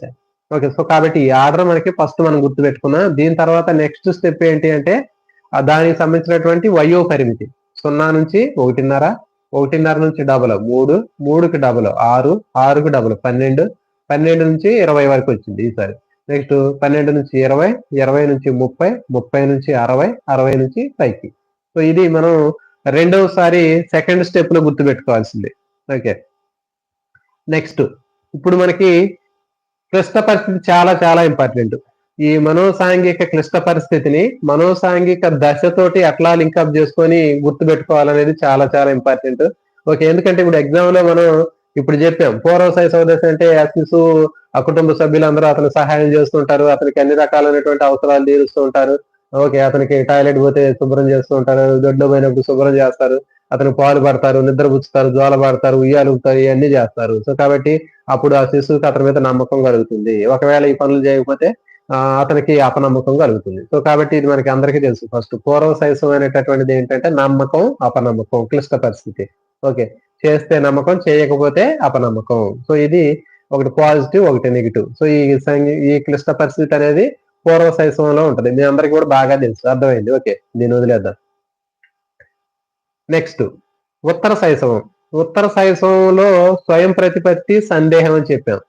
అంటే స్వయంగా తన పనులు తానే చేసుకుంటూ ఉంటాడు. మరి అలా చేసుకునేటప్పుడు అతను సరిగా చేయకపోతే మనం అతన్ని కొంచెం కరెక్షన్ చేస్తూ ఉంటాం. అట్లా చేయకూడదు, ఎట్లా చేయాలి అని చెప్పినప్పుడు అతనికి డౌట్ వచ్చింది. అంటే తన పనులు తాను చేసుకున్నప్పుడు అతనికి స్వయం ప్రతిపత్తి కలుగుతూ ఉంటుంది. నా పనులు నేను చేసుకుంటున్నాను అనేటటువంటి ఫీలింగ్ కలుగుతుంది. కానీ మరి అది చేసేటటువంటి పర్ఫెక్ట్ గా చేయకపోవడం వల్ల మనం అతన్ని కొంచెం సరి చేయటం చేస్తాం. అట్లా కాదు, ఎట్లా తినాలి, లేకపోతే ఎట్లా చేయాలి, అట్లా చేయాలి అంటే అతనికి డౌట్ వచ్చింది. సో మరి అదంతా గుర్తుపెట్టుకోకుండా జనరల్ గా మనకి ఇంకొక కోడ్ తోటి కూడా దీన్ని గుర్తుపెట్టుకోవచ్చు. సో మరి ఆ కోడ్ ఏంటి అనేది చూద్దాం ఇప్పుడు. ఉత్తర శైశవం. ఉత్తర శైశవంలో స్వయం ప్రతిపత్తి, సందేహం. స్వయం ప్రతిపత్తి అంటే ఏంటి? తన కాళ్ళ మీద తాను నిలబడటం స్వయంగా. జనరల్ గా మనం వాడేటటువంటిది అటానమస్ అంటారు కదా. స్వయం ప్రతిపత్తి అంటే తన కాళ్ళ మీద తాను నిలబడితే దాన్ని స్వయం ప్రతిపత్తి అంటారు. ఓకే, దీని జనరల్ గా ఒక కోడ్ ఏంటంటే, ఈ కోడ్ చెప్తే మీకు ఈజీగా గుర్తుంటది. ఒక వ్యక్తి స్వయం ప్రతిపత్తిగా తన కాళ్ళ మీద తాను నిలబడి ఉద్యోగం చేయడం కోసం ఒక ఇంటర్వ్యూకి వెళితే, వాళ్ళు ఆ ఇంటర్వ్యూ చేసి నీకు ఒక లెటర్ పంపిస్తాము, ఉత్తరం పంపిస్తాము, నీకు సెలెక్ట్ అయింది లేదు ఆ లెటర్ లో తెలిసిద్దని చెప్పారు. సో కాబట్టి అతను ఏం చేస్తున్నాడు? ఆ లెటర్ కోసం వెయిట్ చేస్తున్నాడు. స్వయం ప్రతిపత్తిగా బతకడం కోసం తాను ఆ ఇంటర్వ్యూలో చేసినటువంటి ఇంటర్వ్యూ కోసం దానికి సంబంధించినటువంటి లెటర్ కోసం వెయిట్ చేస్తున్నాడు. మరి అతను ఏమవుతుంది అంటే అతనికి డౌట్ ఉంది, లెటర్ వచ్చిద్దా రాదా అని డౌట్ ఉంది. సో కాబట్టి మరి ఏంటి అంటే ఉత్తర శైశవం. అక్కడ చూడండి, ఉత్తరం అనేటటువంటి ఉంది. ఆ పదాన్ని అండర్లైన్ చేసుకోండి. ఉత్తరం అనేటటువంటి పదాన్ని అండర్లైన్ చేసుకొని తర్వాత ఇటు పక్కన ఉన్నటువంటి మనోసాంఘిక క్లిష్ట పరిస్థితిలో స్వయం ప్రతిపత్తి, సందేహం అనేటటువంటి 3 పదాలు గుర్తుంచుకుంటే సరిపోయింది మనకి. ఉత్తరం, స్వయం ప్రతిపత్తి, సందేహం. అంటే ఏంటి? స్వయం ప్రతిపత్తిగా బతకడం కోసం అతను ఇంటర్వ్యూకి వెళితే వాళ్ళు ఏం చెప్పారు? ఒక మీకు ఉత్తరం పంపిస్తాం, ఏదో నీకు జాబ్ వచ్చిందా రాలేదా అనేటటువంటి నీకు ఉత్తరం పంపిస్తామని చెప్పారు. మరి అతను ఏం చేస్తున్నాడు? ఆ ఉత్తరం కోసం వెయిట్ చేస్తున్నాడు. మరి ఉత్తరం వచ్చిద్దా రాదా అనేటటువంటి సందిగ్ధంలో ఉన్నాడు. ఓకే, ఉత్తరం వస్తుందా రాదా అనేటటువంటి సందేహంలో ఉన్నాడు. సో కాబట్టి మనకి అర్థమైపోయింది. ఉత్తర శైశవం అంటే ఉత్తరం అనేటటువంటి పదాన్ని గుర్తుపెట్టుకోండి. ఇక్కడ ఉత్తరం అనేది ఎక్కడా లేదు మనకి. ఓకే, సో కాబట్టి ఉత్తర శైశవంలో మనకి ఉత్తరం అనే పదాన్ని గుర్తుపెట్టుకొని జాబ్ కోసం ఇంటర్వ్యూకి వెళ్ళాడు, స్వయం ప్రతిపత్తిగా బతకడం కోసం. మరి ఉత్తరం కోసం వెయిట్ చేశాడు, ఉత్తరం ఇంకా రాలేదు. వచ్చిద్దా రాదే అనే సందేహంలో ఉన్నాడు. సో కాబట్టి జనరల్ గా మనం ఇంతకు ముందు నేర్చుకున్నటువంటి మ్యాటర్ ఓకే, కానీ ఎగ్జామినేషన్ పాయింట్ ఆఫ్ వ్యూలో మనకి ఈజీగా గుర్తుపట్టడం కోసం మీరు ఉత్తరం అనే పదాన్ని గుర్తుపెట్టుకోండి. స్వయం ప్రతిపత్తి అంటే సొంతగా జాబ్ కోసం అతను ఇంటర్వ్యూకి వెళ్ళాడు, వాళ్ళు నీకు కాల్ లెటర్ పంపిస్తామని చెప్పారు, మరి ఆ కాల్ లెటర్ వచ్చిద్దా లేదా అని సందేహంలో ఉన్నాడు. సో ఆ విధంగా గుర్తుపెట్టుకుంటే మనకి రెండవది కూడా అయిపోయింది. నెక్స్ట్ మూడవది క్రీడా దశ. ఓకే, చూడండి, మరి క్రీడా దశ తీసుకున్నట్లయితే క్రీడా దశ మనకి 3 నుంచి 6 సంవత్సరాలు ఉంటుందని చెప్పారు. మరి దీన్ని ఎట్లా గుర్తుపెట్టుకోవాలి? చొరవ చూపుట, తప్పు చేశామనేటటువంటి భావన, దానికి సంబంధించినటువంటిది. ఈ ఎట్లా గుర్తుపెట్టుకోవాలి అంటే చూడండి, క్రీడా దశ. చూడండి, ఫర్ ఎగ్జాంపుల్ క్రీడ అంటే ఏదైనా ఒక కబడ్డీ తీసుకుందాం. కబడ్డీ ఆడేటప్పుడు ఒక అతను కోతకు వెళ్ళాడు. వెళ్ళేటప్పుడు మరి చాలా మంది అక్కడ ఎట్లా ఉంటుంది సిచ్యువేషన్ అంటే, వాళ్ళందరూ అతన్ని మూసేయడానికి ప్రయత్నం చేస్తుంటారు, పట్టుకొని అవుట్ చేద్దామని చూస్తుంటారు. ఓకే, వాళ్ళందరూ ఏం చేస్తుంటారంటే బాగా ఆ వెనకున్నటువంటి లైన్ దగ్గరికి బాగా దూరంగా ఉంటారు. కానీ వీడేం చేస్తాడు? ఆ కోతకు పోయినటువంటి ఆ క్యాండిడేట్ అతను బాగా చొరవ చేసి లోపలికి వెళ్ళిపోతాడు. అంటే నేను కనీసం ఒక 2-3 తీసుకొస్తా అని చెప్పేసి వాడు ఏం చేస్తాడంటే ఒకేసారి లోపలికి వెళ్తాడు. మరి ఒకేసారి ఆ కబడ్డీ ఆడేటప్పుడు వాళ్ళందరినీ పట్టుకొని అవుట్ చేసి వద్దామని ఒకేసారి లోపలికి పోతే వాళ్ళందరూ గట్టిగా పట్టుకొని పూసేసి అవుట్ చేశారు ఆయన. ఓకే, సో కాబట్టి అక్కడ లోపలికి పోయినప్పుడు అతను ఎందుకు పోయిండు అంటే చొరవ చేసి పోయాడు. ఓకే, ఆ క్రీడ ఆడేటప్పుడు, కబడ్డీ అనే క్రీడ ఆడేటప్పుడు అతను ఏం చేశాడు? చొరవ చేసి లోపలికి పోయాడు. ఓకే, మరి లోపలికి పోయిన తర్వాత వాళ్ళు ఏం చేశారు? వాడిని పట్టుకొని అవుట్ చేశారు. అప్పుడు ఏమనుకుంటాడు అతను? తప్పు చేశాను అనేటటువంటి భావన వచ్చింది. దాని కోసం అబ్బా అనవసరంగా నేను తప్పు చేశాను రా, అట్లా డైరెక్ట్ గా వాళ్ళలో పోకుండా నేను ఇక్కడ బెడ్ లైన్ దగ్గర ఆడుకున్నట్లయితే అయిపోయేదే. నేను చొరవ చేసి లోపలికి పోయాను, లోపల పోవటం వల్ల నన్ను పట్టుకున్నారు, నేను అవుట్ అయ్యాను అని అతను అప్పుడు తప్పు చేసినటువంటి భావన కనిపిస్తుంది. ఓకే, సో కాబట్టి ఇక్కడ మనకి క్రీడా దశ అనగానే మీకు వెంటనే అక్కడ కబడ్డీ అని రాసుకోండి. కబడ్డీ కోతకు వెళ్ళిన క్యాండిడేట్. ఓకే, కబడ్డీలో కోతకు వెళ్ళినటువంటి క్యాండిడేట్ చొరవ చేసి లోపలికి పోయాడు, 4-5 అవుట్ చేసి వస్తానని. కానీ వాళ్ళు ఏం చేశారు? వాడిని పట్టుకున్నారు. ఓకే, ఒకవేళ అతను వాళ్ళు ముగ్గురు నలుగురు అవుట్ చేసి వచ్చినట్లయితే అతను చేసినటువంటి ఆ చొరవ చూపటం అనేటటువంటిది ఇంకొంచెం పెరిగిద్ది అతనికి. అర్థమవుతుంది కదా? ఆ కబడ్డీ ఆడేటప్పుడు అతను పోయి ఒక ముగ్గురు-నలుగురిని కొట్టేసి అవుట్ చేసి లోపలికి వచ్చినట్లయితే 3-4 పాయింట్లు తెస్తే అతనికి ఏమనిపించింది? ఆ చొరవ చూపటం అనేది ఇంకొంచెం పెరిగిద్ది. ఈసారి ఇంకొక నలుగురిని తీసుకురావాలని ప్రయత్నం చేస్తాడు. కానీ ఎప్పుడైతే ఆ కబడ్డీ ఆడేటప్పుడు లోపలికి పోయి చొరవ చేసి లోపలికి పోయాడో, వాళ్ళు వెంటనే పట్టి మూసేసి వాడిని ఆవిడ చేసినప్పుడు అతనికి ఏమనిపించింది, తప్పు చేశాను అనేటటువంటి భావన కలిగింది. మళ్ళీ రెండోసారి పోయినప్పుడు ఈసారి మళ్ళీ అట్లా చేయడు. మళ్ళీ ఈసారి చొరవ చూపడు. మళ్ళీ ఏం చేస్తాడు, ఆసారి కొంచెం జాగ్రత్తగా ఆడతాడు. సో కాబట్టి మీరు క్రీడా దశలో మీరు ఏం చేస్తారంటే ఆ క్రీడా దశ దగ్గర కబడ్డీ ఆడేటటువంటి క్యాండిడేట్, కోతకు వెళ్ళిన క్యాండిడేట్ అని రాసుకుంటే మీకు ఈజీగా గుర్తుంటది. ఓకే, నెక్స్ట్ పాఠశాల దశ. ఓకే, మనకి పాఠశాల దశ అంటే మనందరికీ తెలుసు, శ్రమించటం న్యూనతకు సంబంధించినటువంటిది, ఈజీగా గుర్తుంటుంది. పాఠశాలలో ప్రతి ఒక్కళ్ళు కూడా పిల్లలు పాఠశాలకు పోయిన తర్వాత అక్కడ శ్రమించడం చేస్తూ ఉంటారు. బాగా కష్టపడి అది అన్ని రకాలైనటువంటి పనుల్లో హెల్ప్ చేస్తుంటారు. చెప్పకపోయినా చేస్తుంటారు పిల్లలు. వాళ్ళకి అది అప్పుడు దాంట్లో ఉండేటటువంటి ఆ క్లిష్ట పరిస్థితి. శ్రమించడం అనేది ఎవరికైనా పిల్లలు ఆ ఏజ్ లో చదువుకోవడం కంటే శ్రమించడమే బాగా ఇష్టం చాలా మందికి. మీకు తెలిసే ఉంటది. చాలా స్కూళ్లలో కూడా చాలా మంది ఎక్కువగా అరే మీకు ఎందుకురా నువ్వు చదువుకోండి రా సార్, నేను ఈ పని చేస్తా సార్ అంటుంటారు వాళ్ళు. ఏం కాదు సార్, చికా పడుతుంది సార్ క్లాస్ లో, కాసేపు ఏదైనా పని చెప్పండి సార్ అంటుంటారు పిల్లలు వచ్చి. ఈవెన్ 10th క్లాస్ వాళ్ళు కూడా వస్తూ ఉంటారు. ల్యాబ్ లో కానీ ఏదైనా వర్క్ చేసుకుంటే మేము ఏదైనా పనులు చేస్తున్నా కానీ, లేకపోతే గార్డెన్ లో ఏదైనా పనులు చేస్తూ ఉంటాం మేము.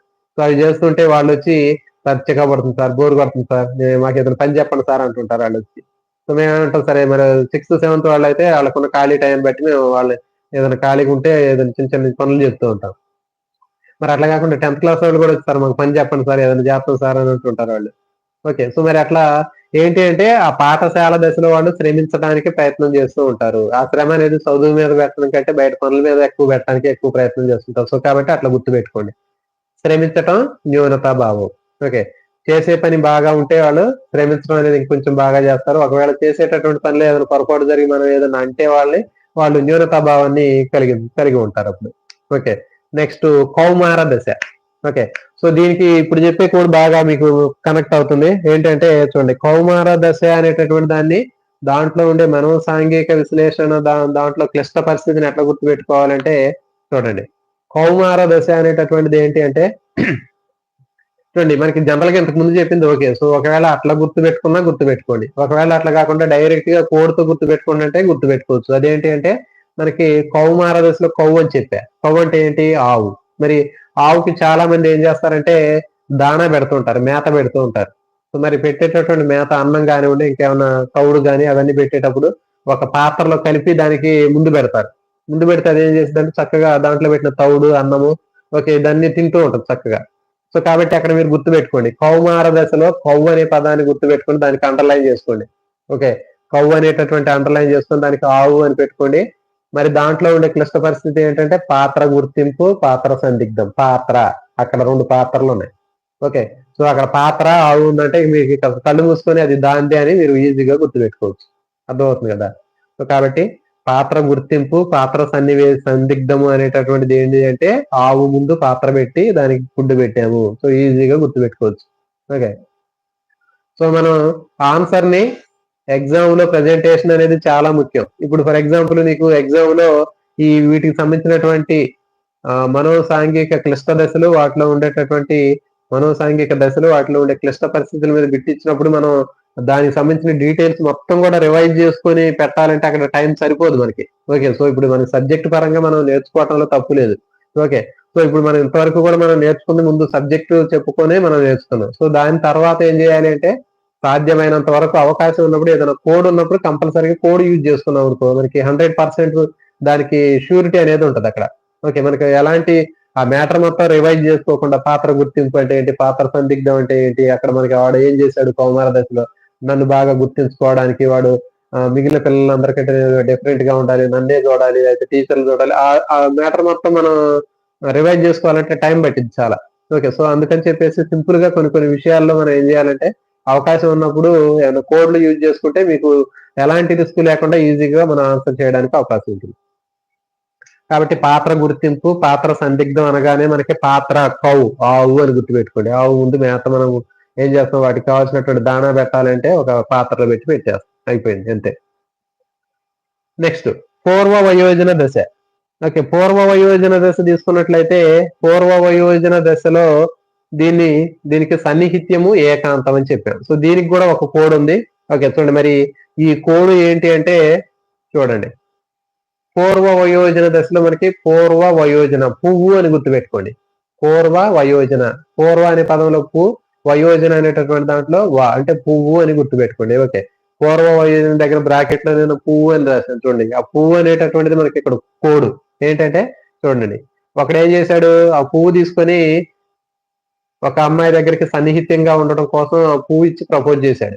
ఓకే, సన్నిహిత్యం కోసం అంటే తనకు నచ్చిన, ఇంతకుముందు చెప్పాం మనం, ఒక వ్యక్తి తనకు నచ్చినటువంటి ఇష్టాలు, అభిప్రాయాలు, అభిరుచులు, తనకు బాగా దగ్గరగా ఉన్నటువంటి క్యాండిడేట్ దగ్గరికి వెళ్ళి అతను ఆమె వాళ్ళ దగ్గర సన్నిహితంగా ఉండాలని ప్రయత్నం చేస్తాడని చెప్పారు. సో కాబట్టి ఇక్కడ ఏం చేశాడంటే ఒక క్యాండిడేట్ పువ్వు తీసుకుని తను నచ్చినటువంటి అమ్మాయి దగ్గరికి వెళ్ళి ఆ పువ్వు ఇచ్చి ప్రపోజ్ చేశాడు.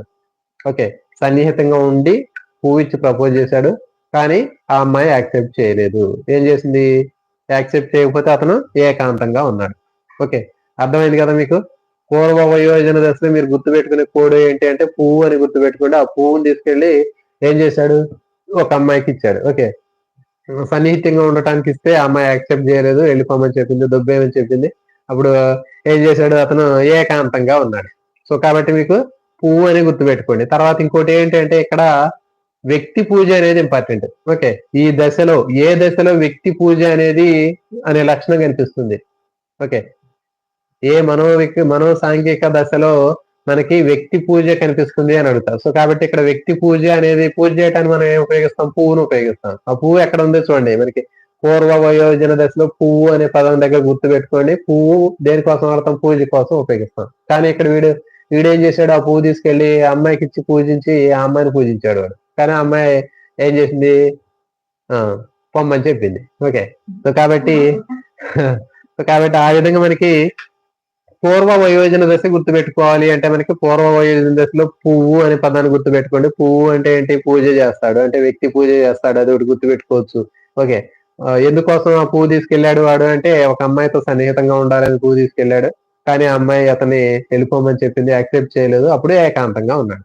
కాబట్టి ఇక్కడ పువ్వు అనే పదాన్ని గుర్తుపెట్టుకుంటే సన్నిహితము, ఏకాంతము. ఓకే, ఇది అయిపోయింది. నెక్స్ట్ మధ్య వయోజన దశ. మధ్య వయోజన దశ అంటే మనకు ఆల్రెడీ చెప్పాం మనం. ఓకే, ఉత్పాదకత, స్తబ్దత అని చెప్పాం. ఇది కూడా మనకి జనరల్ గా గుర్తుపెట్టుకోవచ్చు. సీతమ్మ వాకిట్లో సిరిమల్లె చెట్లు ప్రకాష్ రాజు, తర్వాత రావు రమేష్ ఉత్పాదకత, స్తబ్దకతను గుర్తుపెట్టుకోండి, ఈజీగా గుర్తుంటుంది. నెక్స్ట్ ఇక పరిపక్వ దశ లాస్ట్ లో ఉండేటటువంటిది ఏంటంటే సమగ్రత, తర్వాత నిరాశ. ఇక లాస్ట్ లో మిగిలేది అదే. ఓకే, లాస్ట్ లో మిగిలేటటువంటి పరిపక్వ దశలో మనకి సమర్థత, సమగ్రత, తర్వాత నిరాశ, నిస్పృహలు అనేవి లాస్ట్ లోకి వస్తాయి. ఓకే, సో ఇవి దీనికి సంబంధించినటువంటి దశలు. తర్వాత వచ్చి ఒక్కొక్క దశలో ఉండేటటువంటి సద్గుణాలు కూడా అడుగుతాడు. ఓకే, సో ఈ దశల్లో ఉండేటటువంటి ఒక ముఖ్యమైనటువంటి సద్గుణం ఏంటిది అని అడుగుతాడు. ఆ సద్గుణం అనేది కూడా మీరు రాసుకోండి అక్కడ. పూర్వ శైశవ దశలో ఉండే సద్గుణం ఏది అంటే ఆశ, నమ్మకం. వాడికి ఉంటది కదా ఆశ, లేకపోతే నమ్మకం అనేది ఉంటది వాడికి. అంటే నాకు బాగా నా ఇంట్లో ఉన్నటువంటి వాళ్ళందరూ నాకు హెల్ప్ చేస్తారు, నాకు సహాయం చేస్తారు, ఓకే అనేటటువంటి ఒక నమ్మకం, ఆశ అనేది ఉంటది. అది పూర్వ శైశవ దశలో ఉన్నటువంటి మంచి గుణం, సద్గుణాన్ని ఆశ లేకపోతే నమ్మకం అంటారు. నెక్స్ట్ ఉత్తర శైశవం. ఉత్తర శైశవ దశలో ఉండేటటువంటి సద్గుణం ఏది అంటే మనోబలం. మనోబలం అని చెప్తారు. ఓకే, మరి ఇప్పుడు దీనికి మనం ఎట్లా గుర్తుపెట్టుకోవచ్చు అంటే ఉత్తర శైశవ దశలో మనకి ఉత్తరం అని చెప్పాము మనం. ఓకే, ఉత్తరం ఉద్యోగం కోసం అతను వెయిట్ చేస్తున్నాడు, డౌట్ గా ఉందని చెప్పాడు. అతని మనోబలం బాగా గట్టిగా ఉంది, జాబ్ వచ్చిందని. ఓకే, సో సందేహం కూడా ఉంది. సో ఆ విధంగా మనోబలం అనేటటువంటిది ఉత్తరం అనేటటువంటి దాంతో లింక్ పెట్టుకోండి. ఓకే, నెక్స్ట్ క్రీడా దశ. సో క్రీడా దశలో ఉండే సద్గుణం ఏది అంటే లక్ష్యం, ప్రయోజనం. గుర్తుపెట్టుకోండి, క్రీడా దశలో ఉండేటటువంటి సద్గుణం ఏది అంటే లక్ష్యము. ఈ లక్ష్యాన్ని ఎట్లా గుర్తుపెట్టుకోవాలంటే చెప్పే మనం క్రీడ అంటే కబడ్డీ అని చెప్పా. కబడ్డీ ఆడటానికి పోయేటటువంటి ఎవడైతే ఉన్నాడో ఆ కోతకు వెళ్ళేటటువంటి వాడు, ఆయన లక్ష్యం ఏంటి, ఆయన ప్రయోజనం ఏంటి, ఒక నలుగురిని పట్టుకుని రావటం, నలుగురిని అవుట్ చేసి రావటమే అతని యొక్క లక్ష్యం. సో కాబట్టి క్రీడా దశ అంటే లక్ష్యం అనేటటువంటి ఆ సద్గుణాన్ని గుర్తుపెట్టుకోవాలి. ఓకే, నెక్స్ట్ పాఠశాల దశ. ఓకే, పాఠశాల దశలో ఏంటి అంటే శ్రమిస్తాడని చెప్పాం. పిల్లవాడు శ్రమిస్తాడు అంటే ఏంటి, సామర్థ్యం ఉంటది అని అర్థం. సో కాబట్టి అక్కడ సామర్థ్యం అనేటటువంటిది సద్గుణం. పాఠశాల దశలో శ్రమించుట లేకపోతే న్యూనత ఉంటదని చెప్పాం. శ్రమించడంతో పాటు అతనికి సామర్థ్యం అనేటటువంటి సద్గుణం అనేటటువంటిది ఉంటుంది చెప్పాం. పాఠశాలలో ఉన్నటువంటి పిల్లలందరూ కూడా శ్రమించడానికి ఎక్కువ ఇష్టపడుతూ ఉంటారని చెప్పి, అంటే వాళ్ళకి ఆ సామర్థ్యం అనేది ఎక్కడో వాళ్ళకి అక్కడ ఉంటది, అది సద్గుణం. ఓకే, నెక్స్ట్ కౌమార దశ. కౌమార దశలో ఉండేటటువంటి సద్గుణం ఏంటి అంటే విశ్వాసం. గుర్తుపెట్టుకోండి, ఇక్కడ కౌ అనేటటువంటి పదానికి తీసుకున్నట్లయితే మనకి విశ్వాసం అని గుర్తుపెట్టుకోండి. సాధారణంగా జనరల్గా మనకి విశ్వాసం ఉన్నటువంటి జంతువు ఏది అంటే కుక్క అని చెప్తాం. కుక్కకి మంచి విశ్వాసం ఉంటది. కాబట్టి ఇక్కడ మనకి ఆవుకు కూడా విశ్వాసం ఉన్నటువంటి జంతువే మన దృష్టిలో ఇక్కడ. ఓకే. సో, కాబట్టి ఇక్కడ విశ్వాసం అనేది దేనికుంది? ఆవుకి విశ్వాసం ఉన్నది. కాబట్టి ఇక్కడ ఆవు అని గుర్తుపెట్టుకోండి. అంటే ఆవు. ఆవుకు ఉండేటటువంటిది విశ్వాసం ఉంది అని చెప్పాం. అది సద్గుణం దానికి. తర్వాత పాత్ర గుర్తింపు, పాత్ర సందిగ్ధం కూడా ఆల్రెడీ మనం చెప్పాం. ఆవుకి మనం మేత పెట్టేటప్పుడు, దానా పెట్టేటప్పుడు ఒక పాత్రలో వేసి పెట్టాం. అది. నెక్స్ట్ పూర్వ వయోజన దశ. పూర్వ వయోజన దశలో ఉండే సద్గుణం ఏది అంటే ప్రేమ. ఓకే. ఇది ఆల్రెడీ చెప్పాం మనం. పువ్వు తీసుకుని వాడు ఏం చేస్తాడు? ప్రేమతోటి అతను తన యొక్క లవ్‌ని ఎక్స్‌ప్రెస్ చేస్తాడు. ఓకే. సో, కాబట్టి పువ్వు అనేటటువంటి పదం అంటే ఏంటి అంటే ప్రేమ. ప్రేమ అనేటటువంటి పదం ఆ సద్గుణం అనేటటువంటి ఏ మనోసాంఘిక క్లిష్ట దశలో ఉంటది అంటే మనకి ప్రేమ అనేటటువంటిది పువ్వు అంటే ఏంటి? పూర్వ వయోజన దశలో ఉంటది. ఓకే. సో, నెక్స్ట్ ఇది. నెక్స్ట్ మధ్య వయోజన దశ అంటే చూడండి సంరక్షణ. దీంట్లో ఉండే మంచి గుణం ఏంటంటే మధ్య వయోజన దశలో సంరక్షణ అంటారు. ఓకే. సో, కాబట్టి అందరిని సంరక్షిస్తూ ఉండాలి. ఒక 10 మందిని రక్షించడమే సంరక్షణ. అంటే మధ్య వయోజన దశలో చూడండి మనకి 'సీతమ్మ వాకిట్లో సిరిమల్లె చెట్లు' అతను ప్రకాష్ రాజు ఒక యాక్సిడెంట్ అయ్యేటప్పుడు ఒకతనికి వెంటనే అతను రక్షించాలని చెప్పేసి అతను పోయి దాని లారీకి తగులుతాడు. సో, కాబట్టి అట్లా పక్క వాళ్ళని సంరక్షించడం అనేటటువంటిది మధ్య వయోజన దశలో ఉంటుంది. లేకపోతే తల్లిదండ్రులు పిల్లల్ని సంరక్షించడం అనేది కూడా ఉంటుంది. కాబట్టి మధ్య వయోజన దశ అంటే దాంట్లో ఉండే సద్గుణం ఏది అంటే సంరక్షణ. ఓకే. నెక్స్ట్ లాస్ట్‌ది పరిపక్వ దశ. పరిపక్వ దశలో ఏంటి అంటే నిరాశ, నిస్పృహలు అనేటటువంటివి దాంట్లో మనకి సమర్థత, నిరాశ, నిస్పృహలు అనే క్లిష్ట పరిస్థితి అని చెప్పాను. మరి ఈ పరిపక్వ దశలో ఉండే సద్గుణం ఏది అంటే సూక్ష్మ బుద్ధి. అంటే చూడండి బుద్ధి అనేది తగ్గిపోయింది. ఏజ్ పెరిగిన తర్వాత ఏమైద్దంటే నీకు బుద్ధి ఏమైతుంది రోజు రోజుకి తగ్గిపోతున్నట్టుంది గానీ ముసలివాళ్ళని తిడుతూ ఉంటారు కొంతమంది.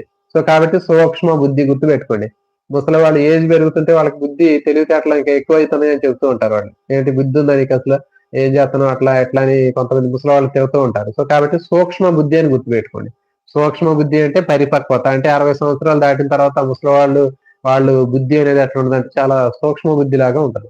సో, కాబట్టి మిత్రులందరూ కూడా ఇది మనకి మనోసాంఘిక వికాసంలో ఉన్నటువంటి సిద్ధాంతంలో ఎరిక్సన్ చెప్పినటువంటి మనోసాంఘిక వికాసము, దానికి సంబంధించినటువంటి దశలు, ఆ దశలో ఉన్నటువంటి మనోసాంఘిక క్లిష్ట పరిస్థితి. ఓకే. సో, కాబట్టి ఇది మిత్రులందరూ కూడా ఈ రోజు చెప్పినటువంటి టాపిక్ ఇది చాలా చాలా ఇంపార్టెంట్. మీరు జనరలైజేషన్ చేసి చెప్పినటువంటిది చదువుకోండి. తర్వాత కోడ్‌లు కూడా మీరు ఖచ్చితంగా ఒక నోట్స్‌లో రాసుకోండి కోడ్. మీరు కోడ్ నోట్స్‌లో రాసుకొని ఎగ్జామ్ ఏదైనా ఒక ప్రాక్టీస్ బిట్‌లో చేసినట్లయితే మీకు లెసన్ మొత్తం నేర్చుకోకుండానే అంటే ఉన్నటువంటిది ఇప్పుడు చెప్పినటువంటి టాపిక్ మొత్తం కూడా అర్థం చేసుకోకుండానే మనం చాలా రకాలైనటువంటి బిట్‌లన్నిటిని కూడా మనం ఇక్కడ చేయొచ్చు కొన్ని కోడ్‌లను ఉపయోగించి. సో, కాబట్టి ఇది. సో, మిత్రులందరూ కూడా మరి ఆహ్, ఎట్లా ఉందనేది ఇప్పుడు చెప్పినటువంటి టాపిక్ గాని, వీటికి చెప్పినటువంటి కోడ్‌లు ఎట్లా ఉన్నాయో ఒకసారి చెప్పండి. Dondapudi Rajeshwari. Thank you sir. Okay. Thank you అండి. Srihanu. Super sir. Okay. Thank you అండి. సార్ మీ కోర్స్ ఎక్సలెంట్ సార్. చాలా చాలా బాగున్నాయి. థాంక్ యూ వెరీ మచ్ అండి. ఓకే. థాంక్ యూ అండి.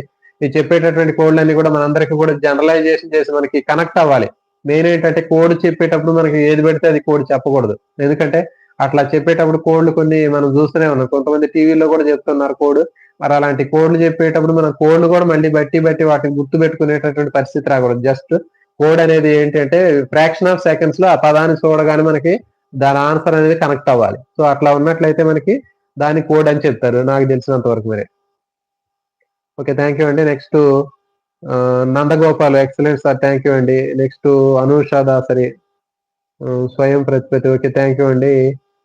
సో, కాబట్టి ఇది ఈరోజు చెప్పినటువంటి టాపిక్. మిత్రులందరూ కూడా మీరు ఒక్కసారి దీన్ని చదువుకోండి. దీన్ని చదువుకొని ఇప్పుడు చెప్పినటువంటివి మీరు చదువుకొని మీరు ఒక్కసారి ప్రాక్టీస్ చేసినట్లయితే మీ అందరికి కూడా బాగా యూజ్‌ఫుల్ అవుతుంది. సో, కాబట్టి ఇప్పుడు ఇక లాస్ట్‌లో మీకు చెప్పినటువంటి ఒక్కసారి మీరు రాసుకోకపోతే రాసుకోండి.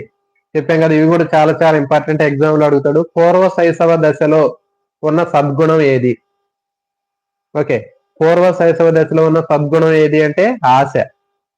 రాసుకోండి మిత్రులు ఎవరైనా రాసుకోకపోతే రాసుకోండి. ఒకసారి చెప్తాను. పూర్వ శైశవంలో అక్కడ మీరు రాసుకోండి దాని దగ్గర. పూర్వ శైశవంలో ఉండే సద్గుణం ఏది అంటే ఆశ లేదా నమ్మకం. ఉత్తర శైశవ దశలో ఉండేటటువంటి సద్గుణం ఏది అంటే మనోబలం లేదా తలంపు అంటారు. మనోబలము లేదా తలంపు. అంటే మనకు ఉద్యోగం వస్తుంది అనేటటువంటి ఉత్తరం కోసం ఎదురు చూసేటటువంటి మనోబలం లేదా తలంపు. నెక్స్ట్ క్రీడా దశ అంటే ఏంటి? లక్ష్యము. క్రీడా దశలో ఉండే సద్గుణం ఏది అంటే లక్ష్యము, ప్రయోజనం. వాడు ఎందుకు పోతాడు? కబడ్డీ ఆడేటప్పుడు కోతకు వెళ్ళేటటువంటి ఆ క్రీడాకారుడు దేనికోసం పోతాడంటే ఒక ముగ్గురు నలుగురిని అవుట్ చేసి రావాలనే లక్ష్యంతో పోతాడు. ఓకే. సో ఒక ముగ్గురు నలుగురిని అవుట్ చేయాలనేటటువంటి ప్రయోజనం కోసమే అతను వెళ్తాడు. నెక్స్ట్ పాఠశాల దశ. ఓకే. పాఠశాల దశ తీసుకున్నప్పుడు పాఠశాల దశలో ఉండేటటువంటి సద్గుణం ఏది అంటే సామర్థ్యం అని చెప్పాం.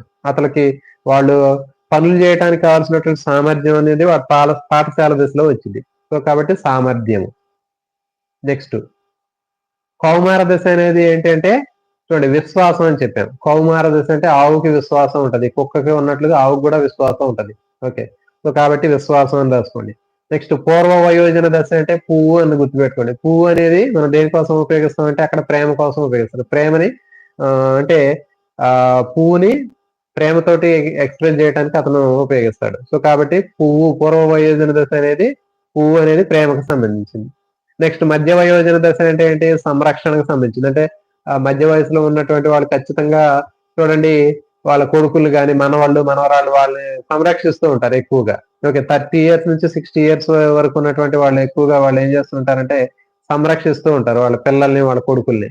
ఓకే. నెక్స్ట్ పరిపక్వ దశ అంటే దీంట్లో ఉండేటటువంటి సద్గుణం ఏంటి అంటే సూక్ష్మ బుద్ధి. వాళ్ళ బుద్ధి అనేది ముసలి వాళ్ళు అవుతుంటే వాళ్ళ బుద్ధి పెరుగుతూ ఉంటుంది. అంటే ఏంటి తగ్గిపోతూ ఉంటది. కానీ అట్లా వాడుతూ ఉంటారు. ఏంది బుద్ధి రోజు రోజు నీ బుద్ధి ఎట్లా అయిపోతుంది అని చెప్పి తిడుతూ ఉంటారు వాళ్ళని. సూక్ష్మ బుద్ధి అంటారు. ఓకే మిత్రులందరూ కూడా ఓకే. ఈ రోజు ఈ టాపిక్ అయిపోయిందండి.